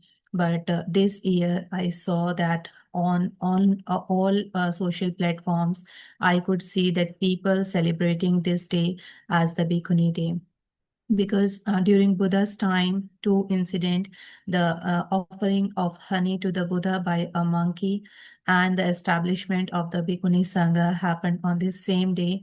But in the past, people just ignored the establishment of Bhikkhuni Sangha on this day, and they recognized this day as only the Madhu full moon. So now it is getting recognition, and this year I could see all over only the Bhikkhuni Sangha Day. Everyone was celebrating. So Bhikkhunis are in the past have done a lot of hard work. Because of that, we are getting the recognition of this full moon day as Bhikkhuni Sangha Day. Bhikkhunis institution, what I have seen the difference, because in India, population is very big and we have only around 250 to 300 Bhikkhunis plus Samaneris, though the number is very less if we compare with the population. So I can see the much difference, because the venerables in other countries, the Bhikkhunis in other countries, how they are like organized and systemized, and they are doing really good. In India, we have the Bhikkhunis from 1998, and they are doing their best in their own way. But due to lack of support from lay people, and due to lack of language barrier and also the technology, they are not much aware of aware how to get the support from the lay supporters. So it was really difficult. But nowadays, I can say that because of some young Bhikkhunis coming up, because till now the women only in the old age they get ordination, and because of them, because of the lack of, the people did not recognize them fully. But now many young Bhikkhunis, and they can speak English, and also they can use the technology, and because of this we are getting a good support from the lay people for the Bhikkhunis, and they are giving the recognition to the Bhikkhunis. And now we have temples in India, the Bhikkhuni Suniti, she is running a training center for the Samaneris, and she has many Samaneris with her. Our temple is also under construction. The Bhikkhuni training center is under construction. So I can see that Bhikkhuni institution is really important for the gender equality, for the preservation of the Buddha Sāsana, and for the especially for the women, because in India the condition of women is still not good. But when they see Bhikkhunis, they feel a connection with the Bhikkhunis.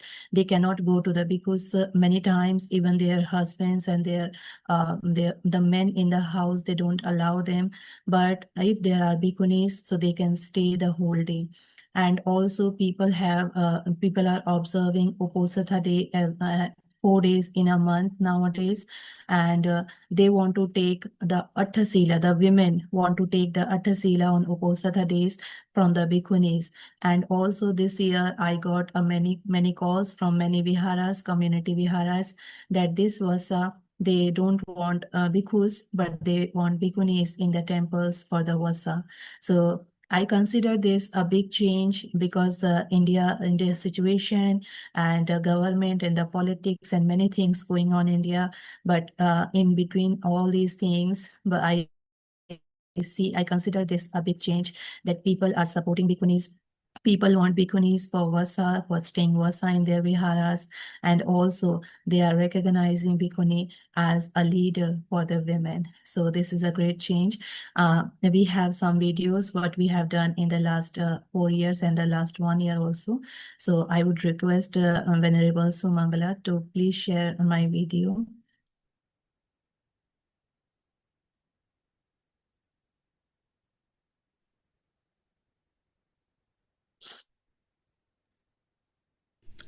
Namo Buddhaya. I wish all of you International Bhikkhuni Day. This is our first ordination ceremony, which was in Nagpur in 2022, and 9 girls from different states took ordination with us. And then we organized the second ordination ceremony in Madhya Pradesh in May month of 2023, and around 20 girls and women took temporary ordination. Then third ordination ceremony was also in 2023 in November in Saranath, and around 25 women take ordination in that ceremony.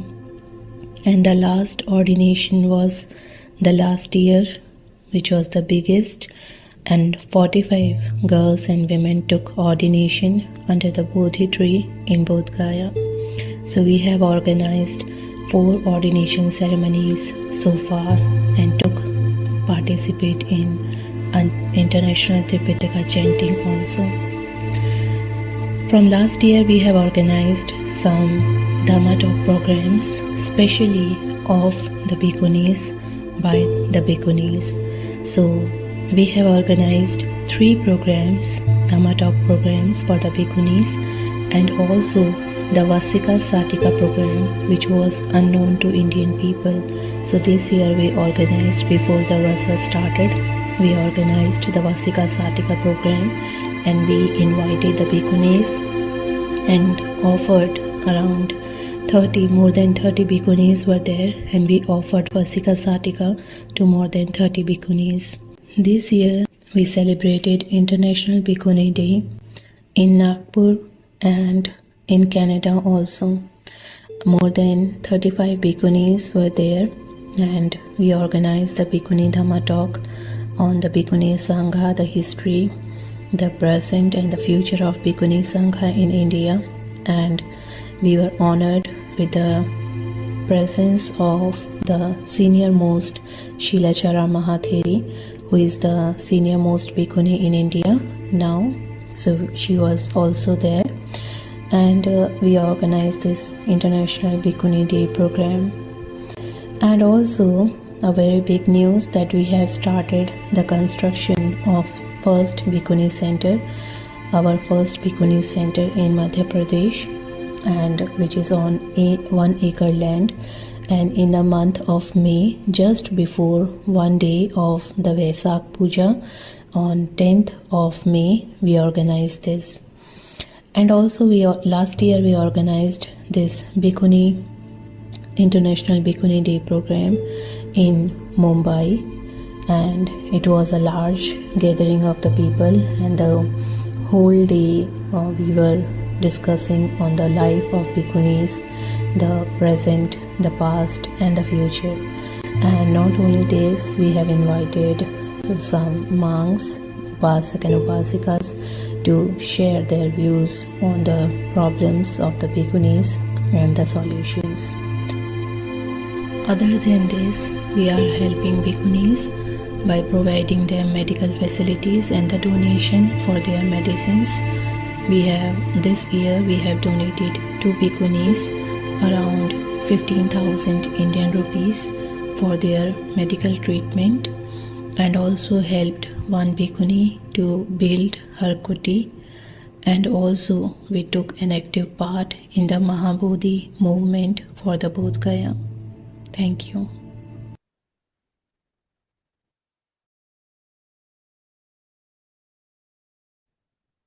Yeah, so this is all what we are doing now. We are celebrating the Bhikkhuni Day.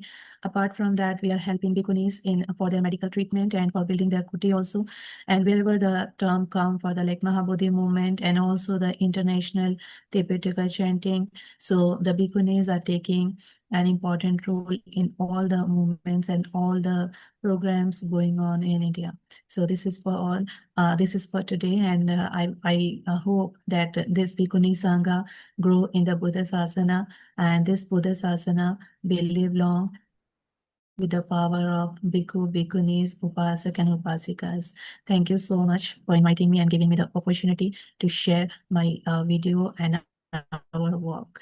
Thank you so much. Sadhu, sadhu, sadhu. Thank you very much, Venerable Sakya Dhammadina Bhikkhuni from India. And so we have heard from the Venerable.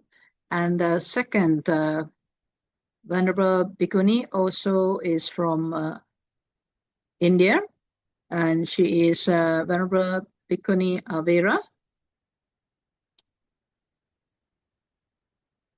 And Bhikkhuni Avera has just taken a higher ordination this year in Sri Lanka.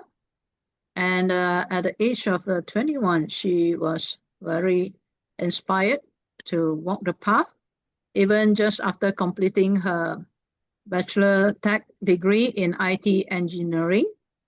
And she was ordained as a seminary together with her sister in 2023 at Forest Monastery in northeastern India. And this year she took a higher ordination in Sri Lanka. And her purpose of life is to fully, meaningfully, and harmlessly, without regrets, to serve for the welfare and happiness of herself and of others. And this year, for her first Vasa, she has stayed in the America,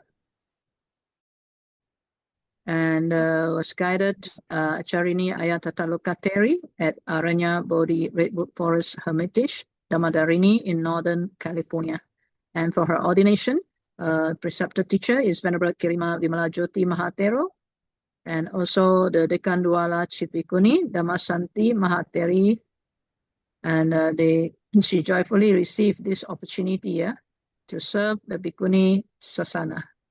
So may we now invite Venerable Avera, and we have, in the interest of time, so beside the video, we have 10 minutes for the presentation. Thank you.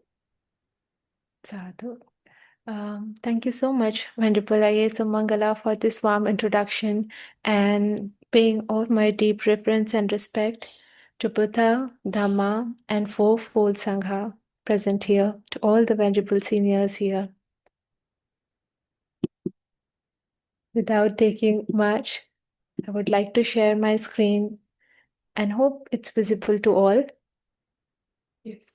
Connecting with first wishing everyone happy 15th International Bhikkhuni Day and bringing along the attention towards the pilgrimage landscape of Bhikkhuni Arhants of ancient India, trying to connect and bridge how important it is to have Bhikkhuni institution in propagation of Buddha Sāsana. Connecting the pilgrimage sites with the map and connecting with the wandering territory of Bhikkhunis of the past, we can see the sublime range of wandering that Bhikkhunis used to prefer were mostly among these areas of Sakyas, Angas, Magadhas, Vajji, Kosala, and Kasi. Beginning first with the first and foremost Kapilavastu, where Lord Buddha was brought up by his loving foster mother, also the royal queen of Shakyans, Mahapajapati Gautami Theri. Therigatha records many of the first 500 women from Shakyan Republic who later took part in the Great Renunciation. Some of their names are mentioned here. Queen Mahapajapati Gautami renounced the royalty and started their Great Renunciation journey barefoot, walking from Kapilvastu to Vaisali with 500 others, finally receiving going forth and higher ordination from Buddha and Bhikkhu Sangha. Lord Buddha proclaimed Arhant Theri Mahapajapati Gautami as his first Bhikkhuni disciple, foremost in seniority. Kapilvastu is also greatly known, besides Mahapajapati Gautami, initiated the lineage of Bhikkhuni Sangha with 500 others and established the foundation of fourfold Sangha. But beside her, Kapilvastu is also famous for late Queen Mahamaya and Yashodhara Theri, leading towards Vaishali and connecting with this ancient site, how it is broadly known for the first Bhikkhuni ordination of Mahapajapati Gautami Theri and courageous 500 at Kuttagarasara, and also noting that Vaisali was the place where Mahapajapati Gautami received arhantship at the age of 80 and also gained her parinibbana 40 years later. The pilgrimage diary of 5th and 8th century Chinese pilgrim monk Fangxian and Sungsan helped locate Mahapajapati Gautami Parinibbana Stupa in Birpur, which is also in the northern Parinibbana zone in Parinibbana landscape in Vaishali. From past 2 years, annual gathering has been held at this site to commemorate Mahapajapati Gautami's Parinibbana Day in February, usually after Magha Puja. Record shows existence of multiple Bhikkhuni monasteries in Vaisali in the ancient times. Not only just that, but also in Savatthi and Rajgiri, led by these 3 great Arahant Bhikkhunis, namely Mahapajapati Gautami Theri, Patachara Theri, Rahul Mata Yashodhara Theri, along with many other prominent Arahant Theris of that time. Therigatha shows the establishment of Bhikkhuni Sangha, and after establishment of Bhikkhuni Sangha, large number of Vaisali-born women from all walks of life begin to join the Sangha. Many attain awakening on practicing in accordance with Buddha's teaching. Some of them are like Jainta Theri, Siha Theri, Rohini Theri, Ambapali Theri, Arhanti Sona Theri, who also performed great miracle in Vaisali as per Chinese Tipitaka.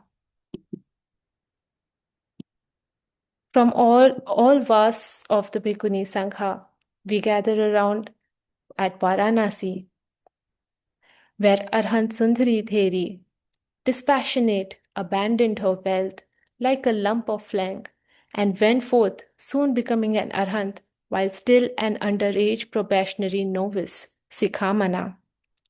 This shows that beyond our age, women have that potential with that right guidance can quickly and anytime gain awakening.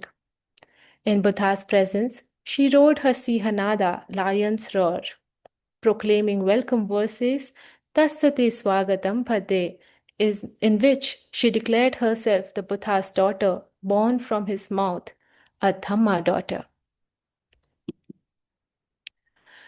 Arhant Theri Adhakasi, her name refers to half the wealth of all of Kasi, or was also from Varanasi, her hometown. She was a beautiful courtesan from a rich family. Her shining example for all millennia shares that woman's value in Buddha's way is far more than skin deep. 7 prominent Arhantheris with 2 famed leading Upasika share story cycle of the 7 sisters associated with Varanasi in the time of previous Buddha Kasapa. The 7 sisters were Arhantheris Khema, Opalavana, Patachara, Bhaddakundalakesa, Kisa Gotami, Dhammadina, and Maha Upasika Vishakha. Both Arhantheri Sumedha and her friends Upasika Dhananjani were close friends to those 7 sisters above, showing that even in the past, long time back, the Bhikkhuni Sangha existed, and most of the foremost Arhantheris were sisters in the past, powerful reminder of a sisterhood at the root of Bhikkhuni Sangha. As Bhikkhunis, they stood tall in themselves as in their sisterhood and kingship as Sangha.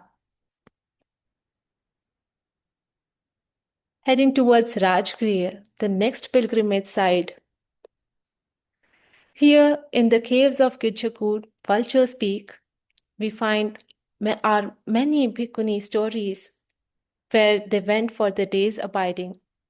The Paramatha Deepani very much includes the story and the presence of awakened Bhikkhu and Bhikkhuni Sangha together who used to practice at Rajgriha.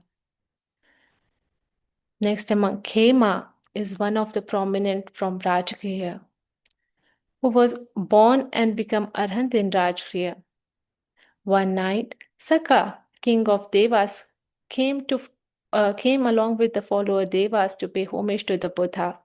While they were with the Buddhas, Theri Khema, by her supernormal power, also came through the sky to pay homage to the Buddha and left.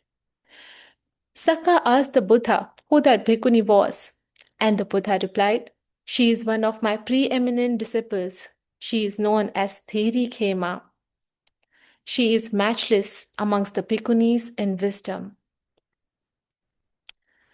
Bhaddakundalakesi Theri. She was a former Jain nun who transformed after listening the Dhamma from Lord Buddha.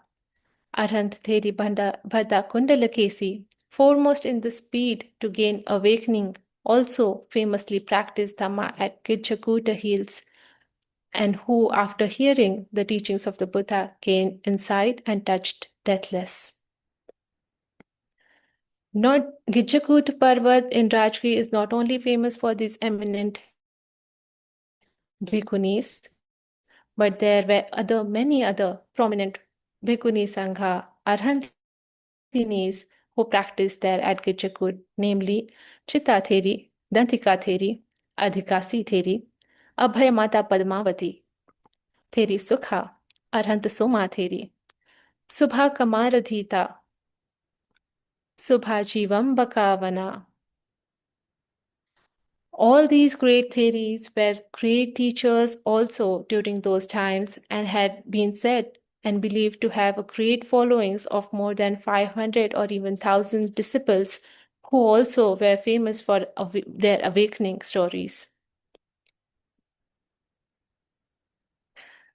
Heading on towards Savatthi, and the first image that comes is of Poparama Monastery, which was offered by Maha Upasika Vishakha with a joyful heart to the Lord Buddha and his retinue of monks and nuns. It was a magnificent 2-storied structure with a prayer and conference hall, fully furnished and well applianced for the comfort of the Bhikkhu and Bhikkhuni Sangha. Pubarama name comes from Purvarama or Eastern Monastery because it is located on the east of the Jetavana in Savatthi. Noting that even the Maha-Upasikas in the past times were great benefactors to the Sangha and have also helped in rising up of Bhikkhuni Sangha by providing them appropriate accommodation and needful support for rising. Shravasti has also another pregnant monastery named Rajakarama or Rajakara, which was built by King Pasanidhi Kosala. Rajakarama literally translates to royal monastery or king's monastery. The Nandakas discourse Nandakovada Sutta, Majjhima Nikaya 146, and Sahasra Sutta all were spoken at Rajakarama, where it said that 500s of the Bhikkhuni Sangha and thousands of nuns, which is Sahasra Bhikkhuni Sangha, gained awakening at different levels of awakening after hearing to the discourse, showing the great mass, great numbers of the Bhikkhunis in that time present in Shravasti. The Bhikkhuni disciple foremost in Vinaya, in the discipline of the mind, Theri Patachara, was also a great teacher from Shravasti. Having lost her family in a tragic incident, she lost insanity, but on association with her sanity and listening to the Dhamma in no long time gained full awakening. From heedlessly wandering out of sorrow and grief on losing her family to being most restrained and diligent in discipline among Bhikkhuni disciples of Buddha, Patachara Theri was rightly earned praise from Buddha, Devas, and also people at more. At other instances, on hearing Dhamma verses and encouragement from Patachara Theri, a group of 30 Bhikkhunis became Arhantinis who later served as her students. And also on other times, there were 500 Theris recorded in her own Theri Gatha, known how they listened to the Dhamma teachings from Patachara Theri and quickly, swiftly gained awakening. And all of them, all of the 500 were established in the supreme goal of awakening, taking refuge in Buddha, Dhamma, and Sangha. Other pioneering Arhant Bhikkhunis from Shravasti includes Mutta Theri, Punya Theri, Sumana Theri, Dhamma Theri, Sumangala Mata Theri, Methika Theri, Uttama Theri, Ubiri Theri, Soma Theri, Sakula Theri, Theri Sona, Vijaya Theri, Arhant Bhikkhuni ki Sagotami Theri, Chief Bhikkhuni disciples Arhant Theri Upalavanad,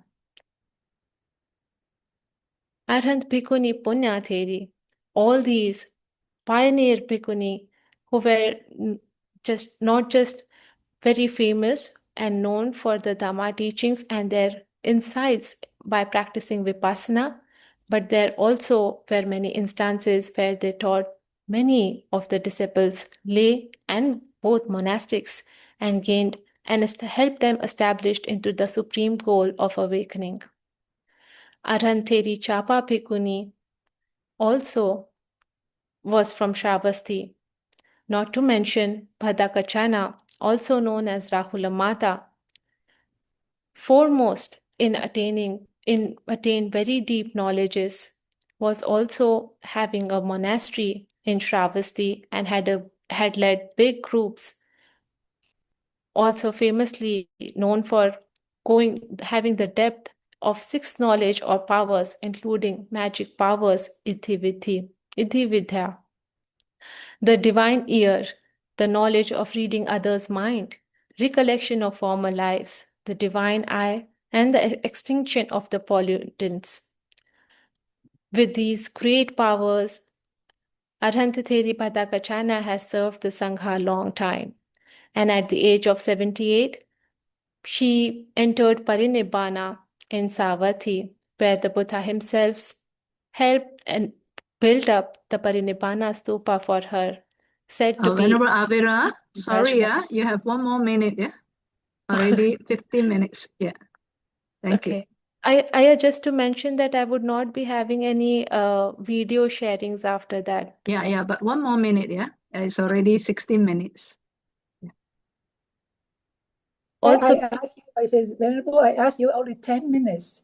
I tell you yes. before. Yes. I'm trying to summarize. Thank you. Please wrap up. Thank you. Yes. Also, Nalanda, known for Arhant Bhikkhunis, sisters of Venerable Bhante Sariputta from Nalanda, had shared deeply about their awakening and inspiring stories with the Mara in the Samyukta Nikaya. Sachi, known for Venerable Bhikkhu Arhant Sariputta Bhante and Bhante Mahamoggallana Thero's place for holding relics, built by Ashok, the father of Arhant Theri Sanghamita and elder brother Mahinda Thero. Please wrap up, Venerable. Yes. Please wrap up. Thank you. Yes. Just connecting, fast forwarding that they swiftly after ordination gained awakening and went to Sri Lanka to propagate Dhamma with the Bodhi tree saplings still established and living in Anuradhapura. Greatly revered for the effort that the Sanghamita theory has put in and beautifully showcasing again that with the basic needful support, the world can be again full of awakened Bhikkhuni disciples of the Buddha. Making this as a pause, I would just like to bring my gratitude and dedication to Venerable Acharya Ayatatthaloka Theri for her visionary work and this opportunity to share this valuable information with you all today. Wishing you all 15th International Bhikkhuni Day and 2609th founding anniversary of the Bhikkhuni Sangha. May, with the rising of the needful support, may there be rise of awakened Bhikkhunis walking up this path, this world again, and helping many others to rise up. Wishing peace and happiness for all. Sadhu, sadhu, sadhu. Thank you for your patient listening. Thank you, Venerable. We wish that we have more time, but I think with many speakers, so we maybe after this, people can also look at the detail of the slide, Yes, so thank you very much for sharing, and recollecting back our connection with our foremost Venerable Bhikkhuni, Venerable Mahapajapati Gotami, and of course to the spread of the Buddha Dhamma and the Bhikkhuni Sangha to Sri Lanka. And we also see the revival of the Bhikkhuni Sangha in 1996, led by Venerable Kusuma Bhikkhuni with the other 10 Bhikkhunis. And today we have a very important sharing that having revived the 1996 Bhikkhuni ordination and also the development of Bhikkhuni Sangha after 28 years of striving to make the support coming from a very important institution. As we know that the Sangha thrive with the support of the kings and the governments. And today we would like to invite Mr. Don De Silva from UK to share with us a very important, momentous waiting for 28 years. And the case was proposed in the court for 12 years. And this year, we finally have the final approval and result for recognition legally in the Constitution. So we would like to introduce to you Mr. Don De Silva is a Buddhist counselor and mentor in University UK and International. He worked as a director with the United Nations Environment Program, and He is an active environmentalist, author, mentor, and mindfulness trainer. And one of his work published is Unleashing the Inner Potential, How Buddhism Empowers Personal and Social Change. So without further ado, we'd like to invite Mr. Don De Silva to also present to us a very important change in the Bhikkhuni world.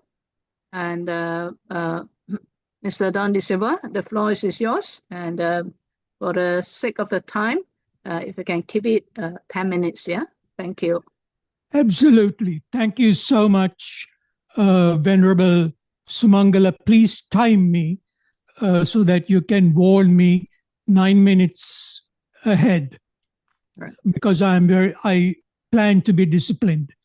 Without further ado, thank you so much for inviting me for this August occasion. I'm going to share my screen.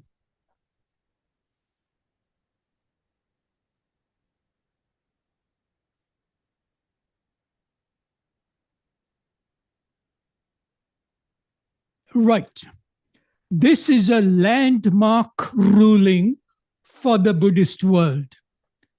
A presentation concerning the Supreme Court of the Democratic Socialist Republic of Sri Lanka's recognition of Bhikkhuni identity. Why am I doing this? Because of my background. I'm not a lawyer, but I have been involved in dealing with and establishing environmental treaties between nations as part of my work with the United Nations Environment Program a long time ago. And also to point out to you that in the Sustainable Development Goals we are in now, Sustainable Development Goal 5 is on gender equality. This is dedicated to the most venerable Dr. Klonave Kusuma, to my mind, the embodiment of leadership without office, impact without noise. She was instrumental in showing the way in how you spoke truth to power, and also how you changed the mindset of power. This Supreme Court judgment, which was delivered on the 16th of June 2025, has a case number SCFR 218-2013, and you can download this judgment in full at the website of the Supreme Court of Sri Lanka. If you would like a copy and you can't get hold of it, please let me know. So, going straight to the point, petitioners, two of them, Venerable Velimada Dhammadinna Bhikkhuni, who sought recognition of her status as a Bhikkhuni, an ordained nun, concerning her national identity card, because the government did not provide her with a national identity card identifying her as a Bhikkhuni. And the second petitioner, Venerable Inamalue Sri Sumangalatero, the Maharanayaka of the Rangiri Dambulla chapter, who supported the petition and leads the monastic order that performed the ordination. Both petitioners submitted their petition under Article 12 of the Sri Lankan Constitution. I'm going to go through this very quickly, but to give you the background to the constitution. The respondents from the government side was the Commissioner General of the Department of Registration of Persons and the Commissioner General of the Department of Buddhist Affairs, argued that no system is in place for Bhikkhunis under the Buddhist Temporalities Ordinance. And also Respondent 1, that's Commissioner General of the Department of Registration of Persons, denied issuing a national identity card using the title Bhikkhuni and instead offered the term Silmatha, which the petitioners rejected. The third respondent was the Honorable Attorney General of the Republic of Sri Lanka, who represented the state legal interest. Article 17 of the Constitution says, every person shall be entitled to apply to the Supreme Court as provided by Article 126. So here is the whole Article 126. I won't go to it in detail because time is short. The Supreme Court shall have the sole and executive jurisdiction to hear and determine any questions relating to the infringement or imminent infringement by the executive or administrative action. Where any person alleges that such a fundamental right or language right relating to such a person has been infringed, the person can bring this matter to the Supreme Court. Here are the other aspects of this article.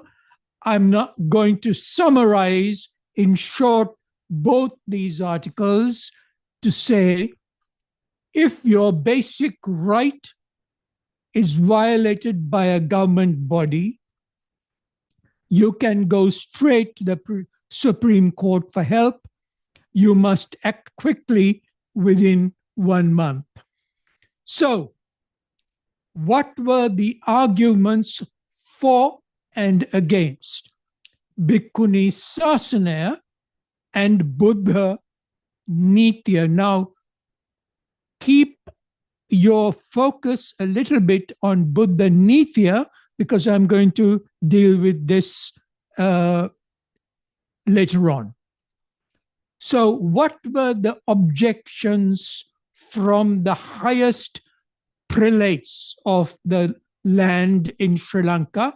That's the Mahanayaka Theros.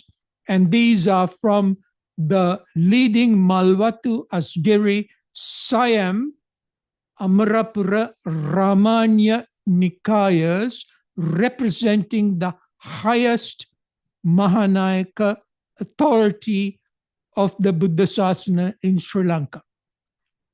They defended the case claiming that there are no legal or religious basis to recognize Bhikkhunis on official identity documents and pointed to objections raised by the other Mahanayaka Theros in the country.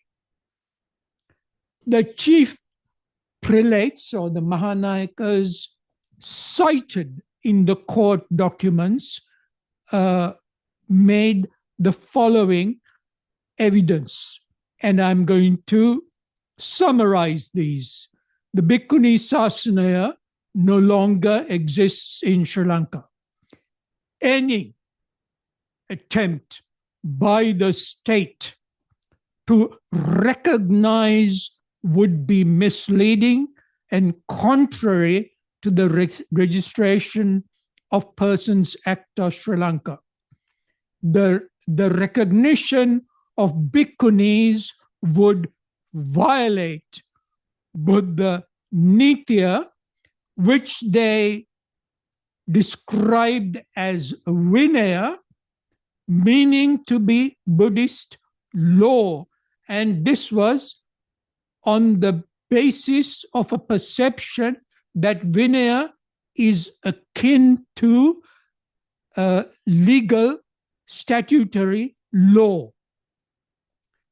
Then they also submitted letters stating that were explicit that the inclusion of Bhikkhuni in national identity cards would be, I quote, misleading and contrary to law.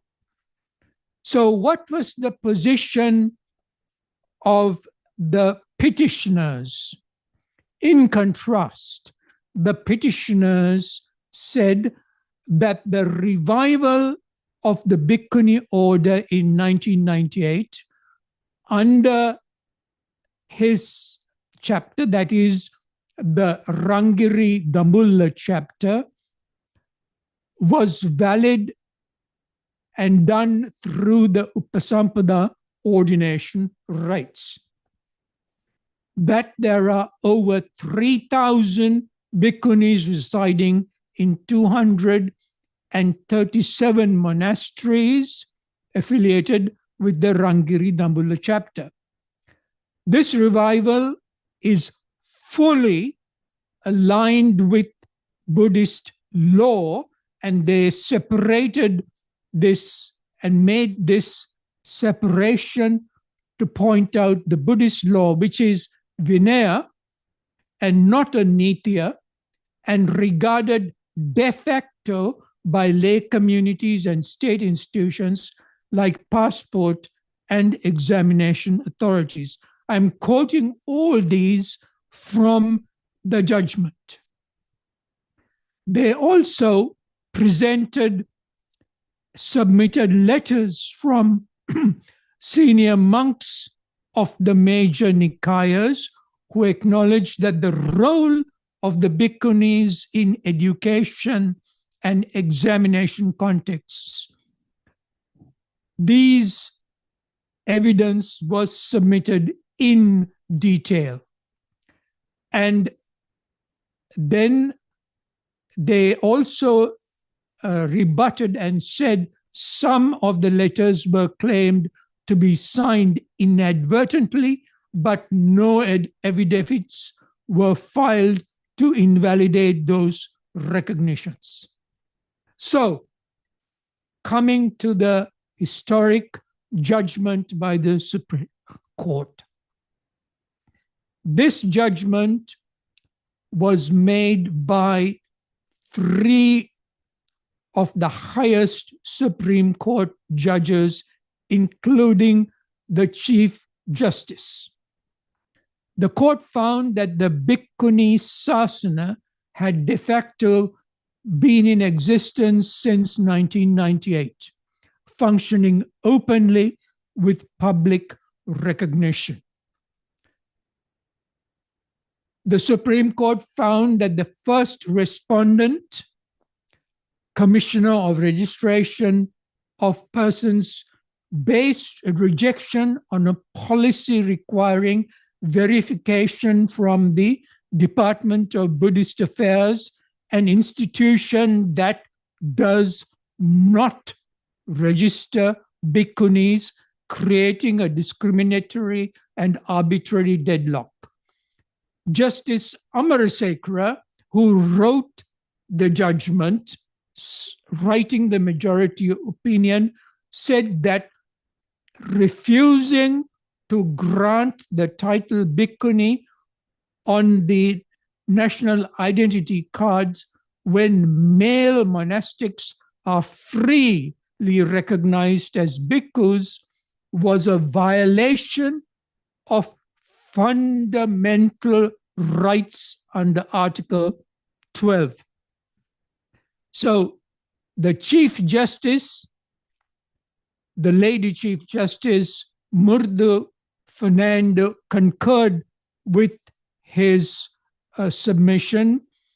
One of the Chief Justices, Mahinda Samayavardhana, dissented and arguing that the matter was ecclesiastical and outside the court's domain. The judgment was carried. The final outcome, identity cards to be issued recognized the first petitioner as a Bhikkhuni. I repeat, the identity card to be issued recognizing the first petitioner as a Bhikkhuni. And then the second ruling, allowed with costs. So this legal case has been in existence for 12 years. So the Supreme Court ruled that the state must pay the petitioner's legal expenses. And the third, recognition of the Bhikkhuni Sangha as an active, protected religious order under the Sri Lankan constitution. Just a note on the Buddha Nitya versus Vinaya. There appears to be in this confusion between the Buddha Nitya as aligning it with the statutory law of the state, when there is clearly in the Vinaya, which talks about the rules of discipline. Unfortunately, some of the English translations of the Vinaya translate it as monastic law, and maybe this is one of the reasons why that in turn has been probably taken into account in the Sinhala side when it has been morphed into monastic law. Mr. Don, Yeah. 1 more minute to wrap up. I'm coming. Thank So you. the petition was entrusted to the skill of a wonderful, distinguished legal team. The President's Council, Navin Marapana, Nandapala Vikramasuriya, Taranta Palya Guruge, Uchita Vikramasinghe, instructed by Ishani Palya Guruge. This petition and the legal team navigated a terrain which few dared to enter in Sri Lanka, where constitutional law, integrity, and discipline of the Buddha Dhamma and the lineage intersect. Over 12 years, they stood firm, and their success was ensured that the Bhikkhunis in Sri Lanka may be recognized in civil systems, from passports, from identity cards to passports, education, temple registration under their rightful titles. The judgment of the Supreme Court on 16th of June in favor of recognizing the Bhikkhuni Sāsana was not won through headlines, preserving or pressure campaigns or political lobbying. It was the outcome of persistent discipline, expertise, moral clarity, sustained over decades by two courageous petitioners and a very dedicated legal team. Namo Buddhaya, Namo Dhammaya, Namo Sanghaya, Namo Bhikkhuni Sanghaya. Thank you Thank so you much. so much, Mr. Don De Silva, for a very, very important milestone that all of us may not be aware of, yeah? And today, celebration the International Bhikkhuni Day, we now know that it is a very important institution that even Bhikkhuni or Bhikkhu or for the laity to know that the legal institution is also very important in preserving the Buddha Sāsana. So today we are very, very clear that this has been unlocked, yeah, since 28 years ago. And now the Bhikkhuni Sāsana can thrive without the indication of they are not recognized. They are fully recognized by the Constitution. And we hope with this breakthrough that the Bhikkhuni will continue to flourish. Yeah, and again, thank you, Mr. Don, for very kindly, in a very short time, to present this sharply for all to understand that we should be confident that the Bhikkhuni are actually recognized and is protected by the Constitution. So I think with a very skilled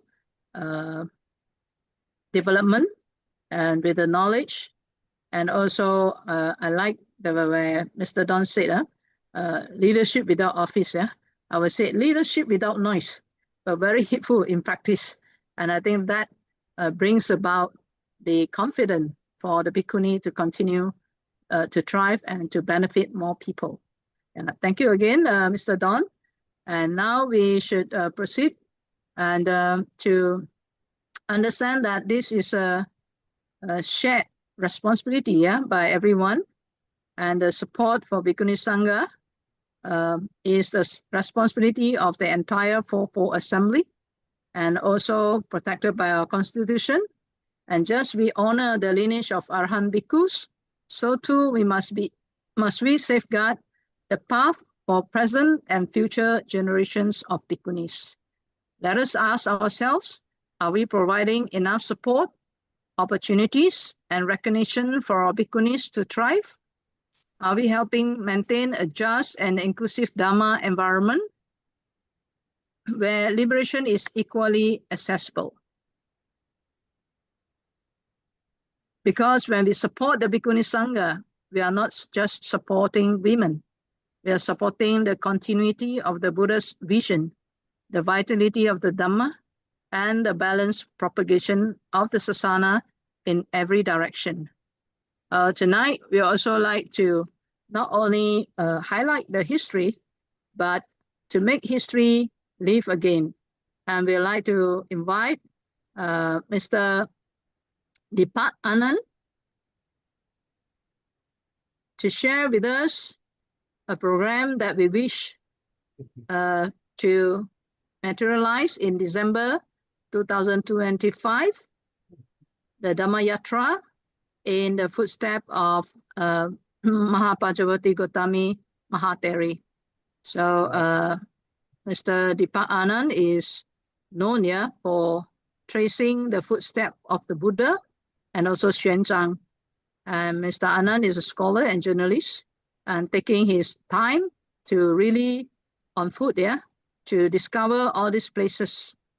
And so this would be a beginning of a new era of how we trace back more and more the footsteps of the Bhikkhunis, early Bhikkhunis, and how it can inspire us to continue to develop all the good qualities towards liberation. So Mr. Anand, may you take the floor, please? Thank you, Venerable. Greetings to all and happy Bhikkhuni Day to all Venerable nuns.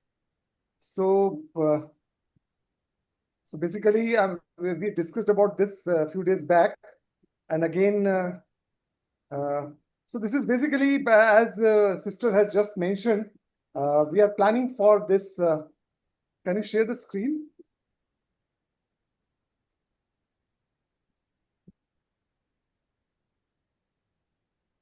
Yeah. So thank you, Sister, for this opportunity. So there was a discussion going on for last 2-3 years to revive this trail of Mahaprajapati Gautami, her renunciation trail. So I need not go through the story of Mahaprajapati Gautami and her renunciation. All of us are very much aware of it. So this year, this is the trail of renunciation trail of Mahaprajapati Gautami and 500 sister nuns, Shakyan women who walked with Mahaprajapati Gautami, and finally, after walking 300 kilometers, they arrived Vaishali, and there they met Buddha, and after some efforts, finally Bhikkhuni Sangha was established. So we are going to commemorate this historic journey. So we are not going to walk the entire 300 kilometers. We are going to do ceremonial walks at important places. Like this is going to be a 6-day event. 6-day proper event from Kapilavastu to Vaishali, and about 100 kilometers of this trail is in Nepal.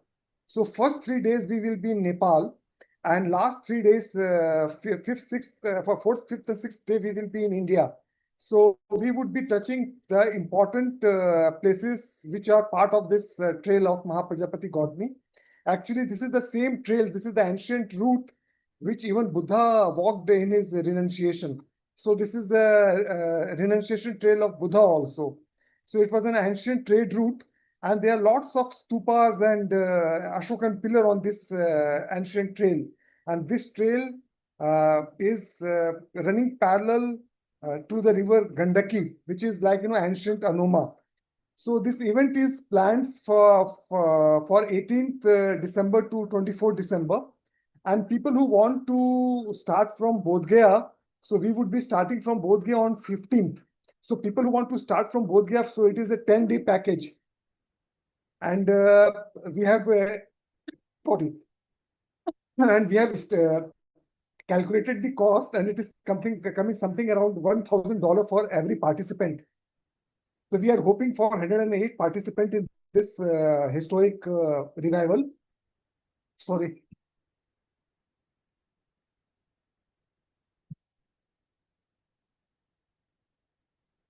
So we are hoping for 100 plus Bhikkhunis and lay followers, upasikas and volunteers to participate in this walk.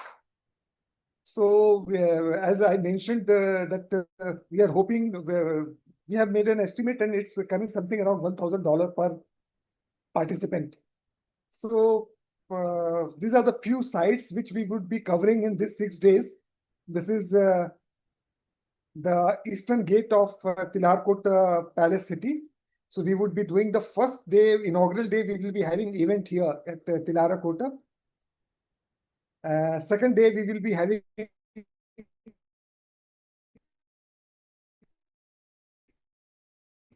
event at Lumbini, spending time at Ramagrama. And from here, we would be, second half, we would be going to Anoma River. It's like, 30 kilometers from Ramagrama, and we are just checking with the local people because we don't have a very good road from Ramagrama to Anuma Ghat. But let's see, we have a plan for this, and hopefully we would be able to do this. On fourth day, we will be entering India, and we would be spending our fourth day at Anupiya, ancient Anupiya, which is presently Valmiki Nagar. So this is the place where Buddha cut his hair and he sent back Chandaka. So there are some ancient remains here. So we will be having some ceremonial functions here, ceremonial walk here. And fifth day, we will be traveling from Valmiki Nagar to Vaishali. And on the way, we would be touching Nandangarh, Stupa, Kesaria, and Loria, Areraj. So these are all places on the route. And on the final day, sixth day, we would be having a very busy schedule on that day because we want to touch two places. The first place is where Bhikkhunis were ordained, that is Kutagra Shala. So we do not have a correct identification, but there are ancient remains in the village Bhakra. So this is village Bhakra, and there are some ancient remains. And one of these mound or stupa represents the site of Kutagra Sala. So we would be doing ceremonial walk in this village. And in the second half, we would be doing ceremonial event and valedictory event at this place, which is Birpur. As Sister Avira was mentioning about, the site where Mahaprajapati Gautami and 500 Shakyans, they attained the Parinibbana. So this is the site, and this is, we are not sure about exactly this mount, but this place, according to Shwenzang, is the place where Mahaprajapati Gautami attained Nibbana, Parinibbana. So we would be having valedictory at this place. So this is the schedule for 6 days, and this is the plan. This is all I have to say. I'm sure if Vamgo is there, Vamgo, Vango, if you want to share something about this event. Thank you. Thank you, Deepak, and thank you, Venerable Bhikkhunis. I'm so delighted to be in this space. Just to share that walking together in pilgrimage is a very inspiring and deeply brings you on Sister the one path. more. Can you speak Yeah? nearer to the mic? We couldn't hear Yeah. you clearly. Can you hear me now? Is it Yeah. possible? Okay, wonderful. Good morning, everyone. I just would like to share with you that going on pilgrimage, which is something we've been doing for many years in India, to pay respect to the motherland where it all began, is a very spiritual experience. And so we hope that by establishing the first walk like this together, we can connect to the sacred sites itself and to listen from the Venerable Bhikkhunis each place to have special Dhamma discussions on the meaning of the Dharma according to what we can gain from the wisdom of the Venerable Bhikkhunis. So I just would like to encourage and share from my own experience that this has been truly a very meaningful way to connect to the holy places, and I hope that some of you can join.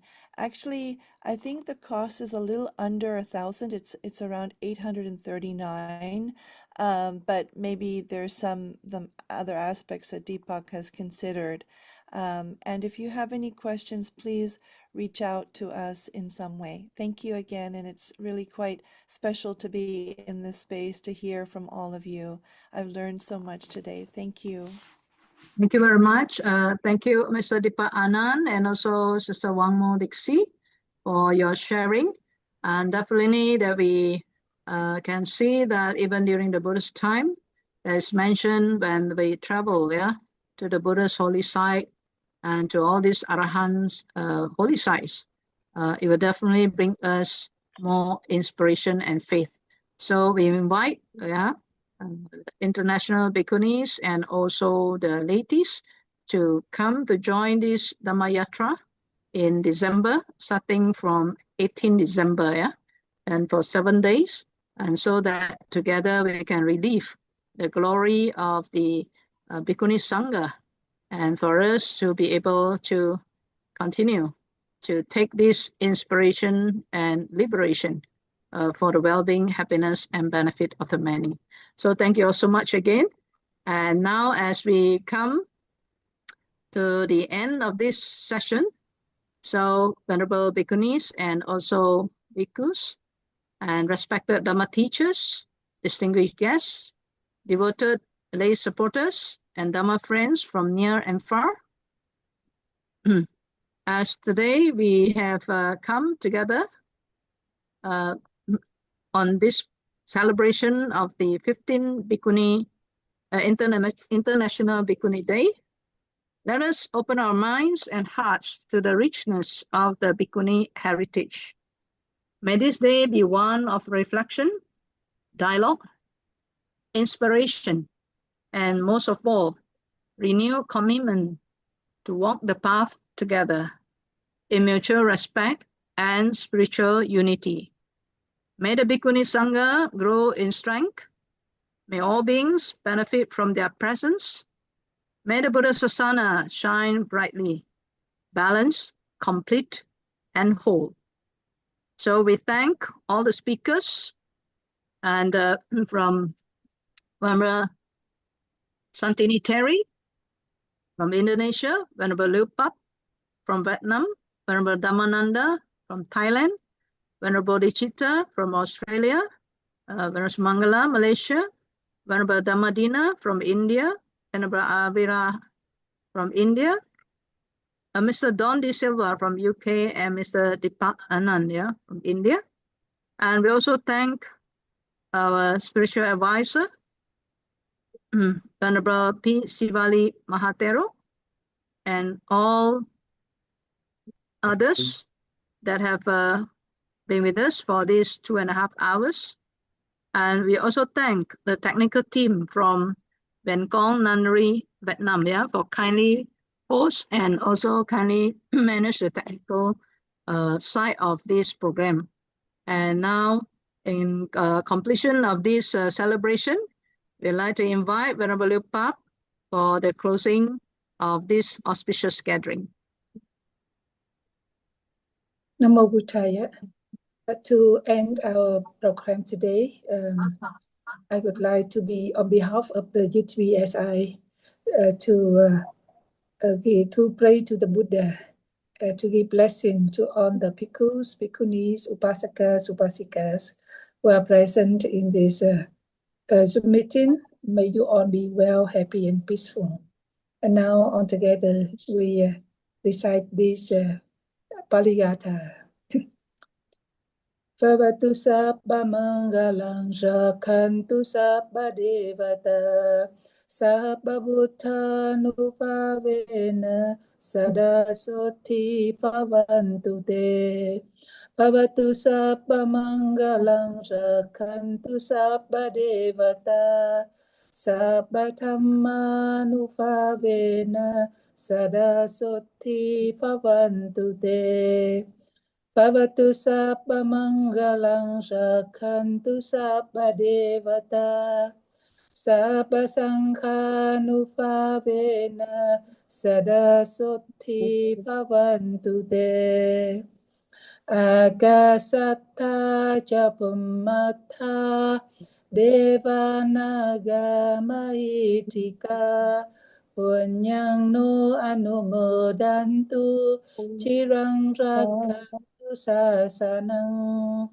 Akasatta ca pummatha devanaga mahitika punyang no anumodantu cirang rakhantu no garu.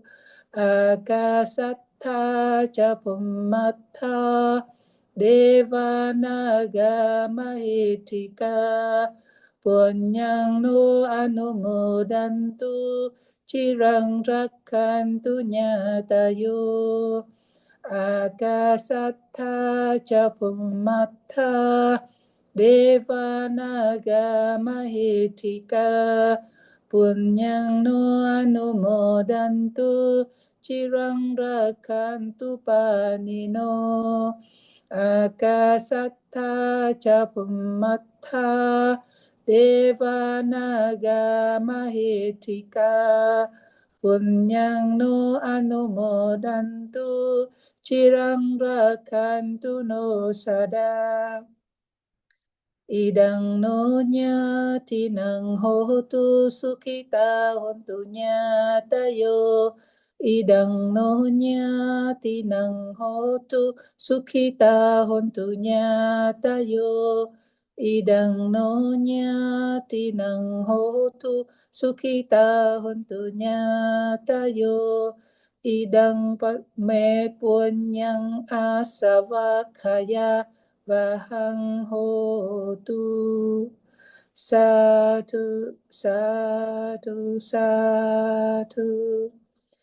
Thank you so much for your presentation and your participation today. And good night. See you again next time. Thank you so much. Thank you, Ayah. And we'd like to thank everyone and we wish everyone be well, safe, and find peace and continue to grow in the Dhamma.